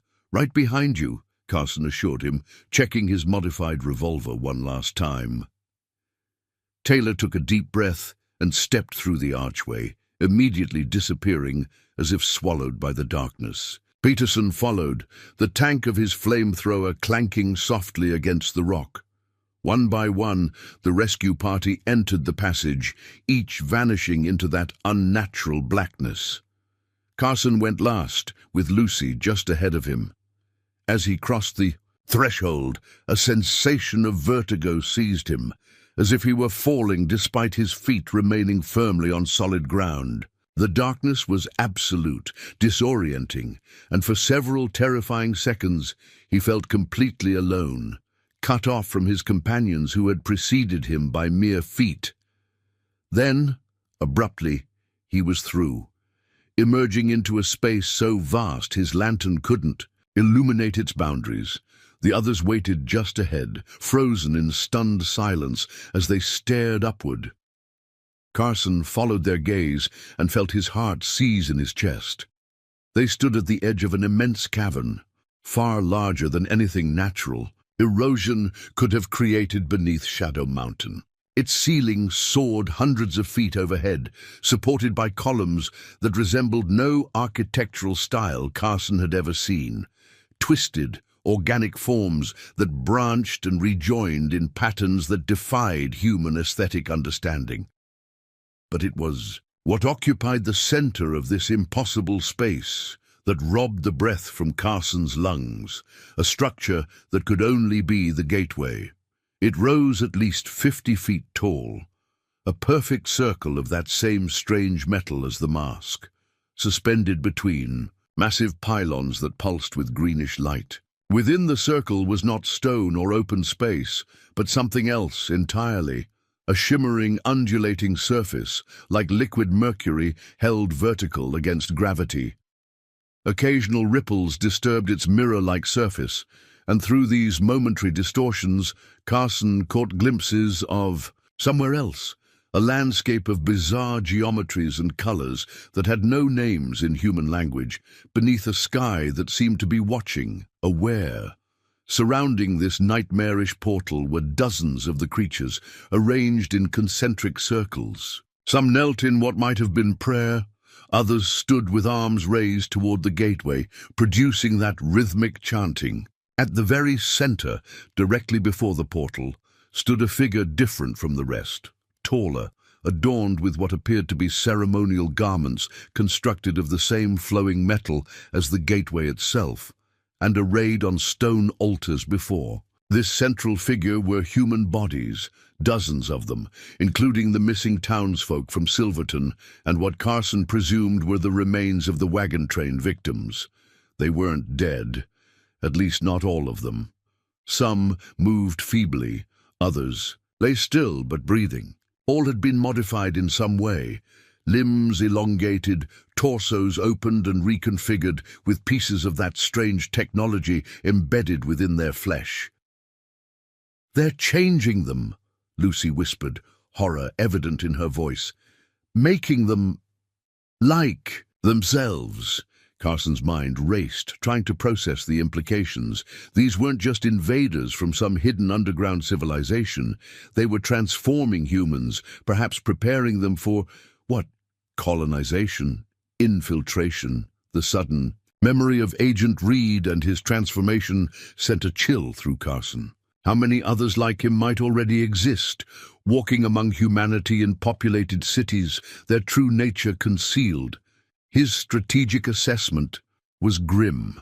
The rescue party was outnumbered at least 5-1. The creatures hadn't noticed them, yet so focused were they on their ritual. But discovery was inevitable once they moved deeper into the cavern.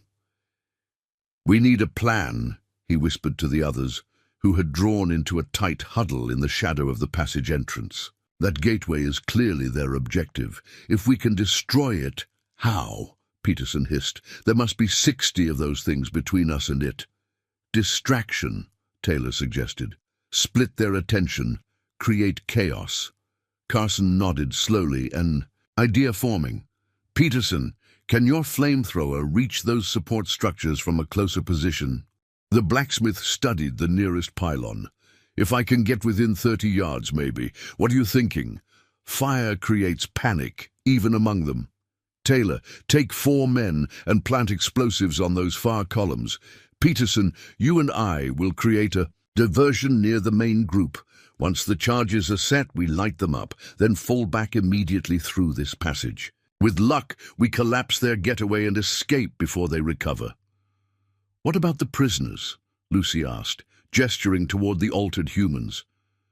"We can't just leave them." Carson met her gaze steadily. "Look at them, Lucy. Really look. Whatever those people were, I don't think they exist anymore." Her eyes filled with tears, but she nodded. The modifications weren't merely physical. The vacant stares, the mindless movements. These were no longer fully human, but rather tools being prepared for some alien purpose. "Let's move," Carson ordered. "Stay in the shadows along the cavern wall. No unnecessary risks." The group split as planned, with Taylor leading his team toward the far side of the chamber, while Carson, Peterson, Lucy, and the remaining men crept along the nearer wall. The ritual continued unabated, the chanting growing more intense, the gateway's surface rippling more frequently. Through one such ripple, Carson caught sight of something moving on the other side, a massive shape, pushing against the membrane, separating it from our world. Whatever the ascension entailed, it appeared to involve bringing something through from that other place. They had nearly reached their planned position when disaster struck. One of Taylor's men, navigating a particularly narrow ledge, lost his footing. He didn't fall far, perhaps 10 feet, but the echo of his landing and startled cry reverberated throughout the cavern. The chanting stopped instantly. As one, the creatures turned toward the sound, those vertical mouth slits opening to reveal rows of needle teeth. "Now!" Carson shouted, abandoning stealth. "Peterson, light them up!" The blacksmith didn't hesitate. He aimed his makeshift flamethrower at the nearest group of creatures and triggered the ignition. A stream of burning kerosene shot forth, catching 3 of the beings in its path. They shrieked, that same glass-breaking sound Blackwood had described, as flames engulfed their pale forms. Chaos erupted throughout the cavern. The creatures scattered, some rushing toward the intruders, while others maintained their positions near the gateway, as if unwilling or unable to abandon their ritual. The central figure raised its arms higher, its chanting growing frantic. Carson fired his modified revolver at the approaching creatures, the brass-plated bullets finding their marks with satisfying effect. Where standard ammunition had merely inconvenienced these beings, the brass caused visible damage, smoking wounds that leaked luminous fluid. The battle spread throughout the chamber, individual skirmishes breaking out as the creatures located all the human intruders. Taylor's men worked frantically to place their explosives, fighting off attacks as they did so.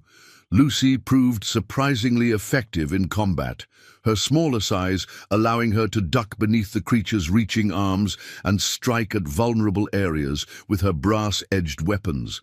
She fought her way toward one of the altars, perhaps still hoping to save whoever remained of the modified humans. Peterson kept the largest concentration of creatures at bay with sweeping arcs of flame, but Carson could see the tank on his back was depleting rapidly. They had minutes at most before their primary weapon was exhausted. "Taylor!" Carson shouted across the cavern. "Status! Charges set!" came the distant reply. "Ready to blow on your signal." Carson surveyed the battlefield, making a rapid assessment. They'd caused significant damage, but casualties were mounting on their side as well. At least 3 men were down, possibly dead. The creatures, despite their vulnerabilities to brass and fire, were regrouping, their initial surprise fading, and the gateway, it was changing. The shimmering surface had begun to solidify, becoming more defined. Through it, Carson could now clearly see a landscape of impossible geometries, and moving across that landscape, approaching the boundary between worlds, was a shape so vast and alien that his mind struggled to process its dimensions or form. The ascension was imminent. Whatever lay on the other side of that portal was about to cross into our world. "Fall back," Carson ordered. "Everyone to the passage. Taylor, blow those charges as soon as we're clear." Peterson provided covering fire as the survivors began retreating toward the exit. Lucy had reached one of the altars and was attempting to free a young woman, one of the Silverton shopkeepers who had gone missing during the initial attack. But the woman's modifications were extensive. Her limbs fused to the altar itself through some horrible melding of flesh and metal. "Lucy, we have to go," Carson shouted, fighting his way toward her. She looked up, tears streaming down her face. "I can't leave her like this. I can't." The shopkeeper's eyes, still human despite the alien modifications to her body, focused briefly on Lucy. Her mouth moved, forming words with obvious effort. "Kill me." Carson reached them, grabbing Lucy's arm. "We can't save them, but we can make sure no one else suffers this fate." Lucy hesitated, then nodded. With a swift, merciful movement, she drove her brass knife into the woman's heart. "I'm sorry," she whispered as the light faded from the shopkeeper's eyes. They retreated together, rejoining the main group, now clustered at the passage entrance. Taylor had the detonator ready, his finger poised above the plunger. "Wait," Carson ordered, turning back to face the cavern one last time. The gateway was now fully active, its surface solidified into a stable connection between worlds. The massive shape on the other side had reached the threshold, a limb or appendage, impossible to conceptualize in human terms, beginning to push through. The central figure, the leader of the creatures, turned toward the retreating humans, its vertical mouth opening in what might have been rage or triumph. It spoke, the words distorted but recognizable as the same voice that had emerged from Agent Reed. "Too late, humans. The ascension begins. Our masters return. Your world ends tonight."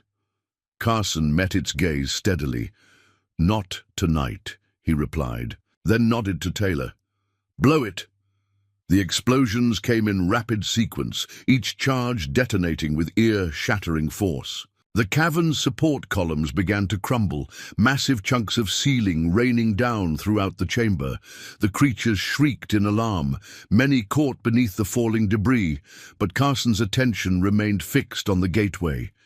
The explosions, had destabilized its supporting pylons, sending cracks through the perfect circle of alien metal. The portal's surface began to fluctuate wildly, ripples becoming violent distortions. The thing attempting to cross through was caught, half emerged, a horror of impossible geometries trapped between worlds. It emitted no sound, but Carson felt its agony as a pressure inside his skull, a pain so intense it drove several of the retreating party to their knees. The leader of the creatures rushed toward the failing gateway, arms outstretched as if to physically hold it together. But the damage was done. With a sound like reality itself tearing, the portal collapsed in upon itself, taking with it both the partially emerged entity and the desperate leader. The implosion created a vacuum that pulled everything nearby toward the space where the gateway had stood. Loose debris, smaller creatures, even some of the horrifically modified humans still strapped to their altars. Then, as suddenly as it had begun, it stopped, leaving only a smoking crater where the portal had been. "Run!" Carson shouted as the entire cavern began to collapse, the destruction of the gateway apparently triggering a chain reaction throughout the structure. "Back through the passage!" They fled, Taylor bringing up the rear this time, firing his shotgun at pursuing creatures. The passage itself seemed to be destabilizing, its walls closing in like a throat contracting. Carson could swear he felt the mountain itself trying to expel them, or perhaps consume them. Lucy stumbled, nearly falling, as the ground beneath them shook violently. Carson caught her arm, dragging her forward as a section of ceiling collapsed. Just behind them, crushing one of the creatures that had nearly reached them, they emerged from the unnatural darkness of the passage into the relative normality of the mining chamber, still running at full tilt. The glowing symbols on the walls were fading, the crystalline material that had coated the floor crumbling to dust. "Keep moving!" Carson urged as they reached the main shaft. "The whole mine could be coming down!" They sprinted up the sloping tunnel toward daylight, the sounds of collapse growing louder behind them. Taylor had fallen behind, weighed down by a wounded comrade slung across his shoulders. Carson dropped back to help, taking one side of the injured man, while Taylor supported the other. "Almost there," Carson gasped as the distant square of light, marking the entrance, grew larger. Just a little further. Behind them, the newer tunnel imploded with a roar, sending a cloud of dust billowing up the main shaft. The shockwave propelled them forward the last few yards, literally blasting them out of the mine entrance and onto the snow-covered ground outside. Carson rolled onto his back, gasping for air as dust and smoke poured from the mine entrance. A final, massive rumble shook the mountainside, and then silence fell, broken only by the labored breathing of the survivors. He sat up slowly, taking stock. Of the 23 who had entered the mine, only 14 remained. Peterson lay nearby, his flamethrower crushed, his right arm bent at an unnatural angle, but his chest still rising and falling. Lucy sat huddled against a rock, blood streaming from a cut on her forehead, but her eyes clear and alert. Taylor was helping the wounded, moving from man to man with what remained of their medical supplies. "Did we do it?" Lucy asked, her voice hoarse from dust and shouting. "Is it over?" Carson looked back at the mine entrance, now partially collapsed and still issuing tendrils of smoke. "The gateway is destroyed. Whatever was coming through is either gone or trapped between worlds. I'd say we won this round." "This round?" Taylor asked, joining them with canteens of water. "You heard what their leader said. Our masters. These things, they're just servants of something worse." Carson accepted a canteen, drinking deeply before continuing. "And there will be others. Different. Mountains, different mines. We've stopped them here, but the threat remains." "So what now?" Lucy asked. Carson looked west, where the sun was setting behind distant peaks, casting long shadows across the valley below. Silverton lay there, still standing, still human. For now at least they had preserved that small fragment of civilization. "Now we warn everyone who will listen," he replied firmly. The telegraph, newspapers, the government. Though after meeting Agent Reed, I'm not sure how far up this conspiracy goes, but people need to know what's out there, what's below. Shadow Mountain isn't unique. There will be other gateways, other attempts. As they gathered their strength and prepared to retrieve their horses for the journey back to town, Carson cast one final glance at the collapsed mine entrance. They had won a victory today, but at terrible cost. Marshall Blackwood, the wagon train victims, the townsfolk transformed into those monstrous hybrids. All casualties in a war most of humanity didn't even know was being waged. Yet amid the tragedy, there was hope. They had discovered the creature's weaknesses. They had proven these things could be fought and could be defeated. And most importantly, they had shown that humans, ordinary men and women with courage and determination, could stand against horrors from beyond their understanding and emerge victorious.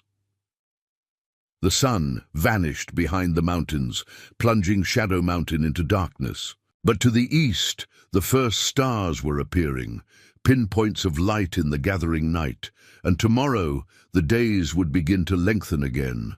The winter solstice would pass, and gradually light would reclaim dominance over darkness. As they began their descent toward Silverton and the uncertain future that awaited them all, Sheriff James Carson made a silent promise to the memory of Marshal Ethan Blackwood and all others who had fallen. The story of Shadow Mountain would be told. The warning would be spread, and humanity would be ready when the creatures tried again. They had to be. The alternative was unthinkable. 3 years had passed since the battle at Shadow Mountain. Silverton had rebuilt once more, its population slowly growing as new miners and merchants arrived, drawn by tales of rich silver veins and opportunity. Few knew the true history of the town's destruction and rebirth. Sheriff James Carson preferred it that way. He sat at his desk, reviewing reports from neighboring settlements. Spring had come early this year, the mountain passing clearing weeks ahead of schedule. Soon, the first wagon trains would arrive, bringing supplies and new arrivals. A knock at the door interrupted his thoughts. "Come in," he called, setting aside the papers. Lucy Peterson entered, formerly Lucy Simmons, now married to the blacksmith who had fought alongside them beneath the mountain. The scar on her forehead had faded to a thin white line, but the memories behind her eyes remained sharp as ever. "Telegram came for you," she said, handing him a yellow slip. "From Washington." Carson's expression darkened as he read the message. "They're still stonewalling us. The War Department claims no knowledge of any Agent Reed or government investigations into Shadow Mountain." "Are you surprised?" Lucy asked, taking the chair opposite his desk. "After what we found in that cavern, how high do you think this goes?" Carson had spent the past 3 years trying to answer that question. His initial attempts to alert authorities about the creatures had met with dismissal, ridicule, and eventually thinly veiled threats. Newspaper editors refused to publish his accounts. Military officials denied receiving his reports. The scientific community labeled him a hoaxer or madman. Only Professor Holloway from Denver University had shown genuine interest, traveling to Silverton to interview survivors and examine the brass weapons that had proven effective against the creatures. His subsequent disappearance 6 months later, officially attributed to a hiking accident, had only deepened Carson's suspicions about powerful forces working to suppress the truth. "We're on our own," Carson concluded. Not for the first time. "Have you heard from Taylor?" Lucy nodded. "Telegram last week. He's established his network in 4 more mining towns. If anything unusual happens, we'll know about it." Michael Taylor had taken their warning mission on the road, creating a loose alliance of frontier settlements prepared to recognize and combat the creature threat. They called themselves the Vigil, communicating through coded telegraph messages and trusted couriers. "Any news from the Ute Reservation?" Carson asked. Mountain Shadow sent this. Lucy withdrew a small leather pouch from her pocket. He says it's for protection. Carson opened the pouch, finding a small brass amulet inscribed with symbols reminiscent of those they'd seen in the cavern, but subtly different. The old Ute shaman had proven an invaluable ally, sharing his tribe's generations of knowledge about the cold ones who dwell below. There's something else, Lucy said, her voice dropping. Peterson found something yesterday while expanding the new smithy foundation. He wanted you to see it privately. Carson followed her through the quiet morning streets to the blacksmith shop at the edge of town. Peterson was waiting, his massive frame silhouetted against the forge fire. Show him, Lucy said. Peterson led them to a corner of the newly excavated foundation. Was digging the support post hole when I hit something hard.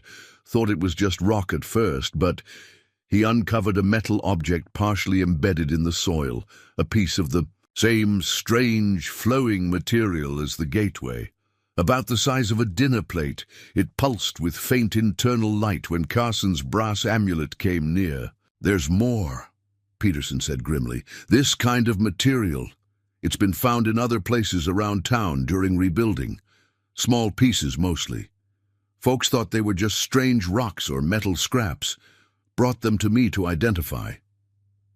Carson knelt, studying the object without touching it. They've been here all along, he murmured, not just under Shadow Mountain, under Silverton itself. The whole town? Lucy asked, horror evident in her voice. Maybe. Or maybe just technology they left behind. Seeds planted for future use. Carson straightened. Collect every piece you can find. Melt them down if possible, or seal them in brass containers if not. As Peterson covered the object again, Carson stepped outside, gazing toward Shadow Mountain. Its peak was still snow-covered despite the early spring, gleaming white against the blue sky. Beautiful, innocent-looking, but he knew better. The collapse of the mine and gateway had been a setback for the creatures, not an ending. Reports gathered by the vigil suggested similar incidents in remote areas across the frontier. Mysterious disappearances, strange footprints, whispers in the night. Isolated cases, disconnected to anyone not looking for the pattern. Lucy joined him. You're thinking about Blackwood, Carson nodded. Marshal Ethan Blackwood had been the first to face this threat, the first to give his life fighting it. His sacrifice had bought them time and knowledge, the two resources most precious in this shadow war. He'd be proud of what we've built, Lucy said. The vigil, the preparations, the weapons. If they come again, we won't be caught unaware. When, Carson corrected. Not if, when. Back at his office, Carson unlocked a concealed cabinet behind his desk. Inside lay the accumulated evidence of 3 years' investigation. Journals, maps, sketches of the creatures and their technology, testimonies from survivors of similar incidents across the frontier. And at the center, in a sealed brass box, is Daniel Spencer's original journal and the letters between Professor Holloway and Dr. Walsh. Carson added his latest notes about the metal fragments found beneath the town, then relocked the cabinet. One copy of everything resided here.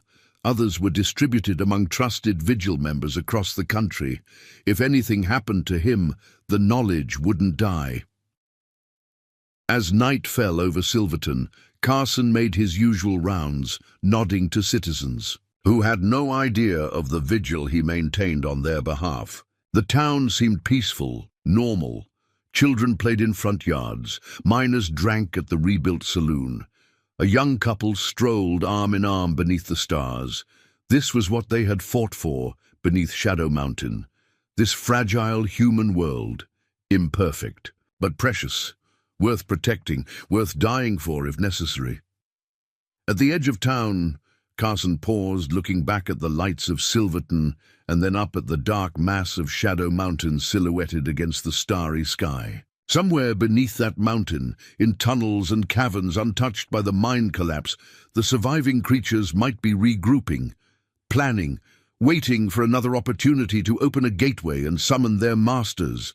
And beyond Silverton, beyond even the frontier, lay the greater world of humanity, millions living in blissful ignorance of the threat that lurked beneath their feet. Cities and nations unprepared for enemies not from foreign shores, but from beneath their very foundations. The war had only just begun, and few even knew it was being fought.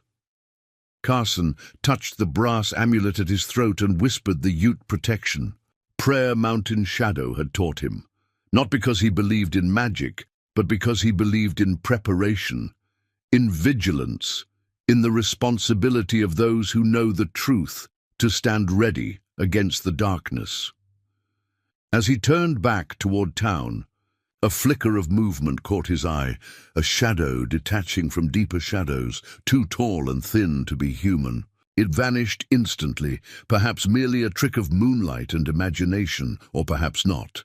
Carson kept his hand near his modified revolver, the brass-plated bullets ready, and he smiled grimly into the darkness. "I see you," he whispered, "and I'll be waiting." In the years that followed, the vigil grew quietly across America, preparing defenses for a war most would never know existed. Their symbol, a simple brass lantern, appeared in frontier towns and distant cities, marking safe houses and caches of weapons effective against the creatures. The Shadow Mountain incident faded into local legend, remembered as a mining disaster or Indian attack, depending on who told the tale. But the truth remained in carefully guarded records and in the nightmares of survivors. And deep beneath mountain ranges across the continent, in caverns untouched by human exploration, tall figures moved in darkness, whispering in their alien language, preparing for the day when the stars would align once more and new gateways could be opened. The Wagon Massacre that had begun this chapter was merely the first page in a longer story. A shadow war between humanity and something older, colder and infinitely patient. A war fought not with armies and cannons, but with brass weapons and forbidden knowledge, with sacrifice and courage in equal measure. A war that continues to this day in the dark places of the world, where strange footprints lead to hidden caves, and whispers echo in the darkness. Marshal Ethan Blackwood had followed those footprints into a nightmare and illuminated a threat few could comprehend. Sheriff James Carson had carried that light forward, building a network of defenders against an enemy that moved in shadows. And somewhere in America tonight, a new tracker follows strange footprints into darkness, continuing the vigil that began. With a wagon massacre that left no survivors, but led to a truth that might one day save us all. Up next, you've got two more standout stories right on your screen. If this one hits the mark, you won't want to pass these up. Just click and we'll check them out. And don't forget to subscribe and turn on the notification bell so you don't miss any upload from us.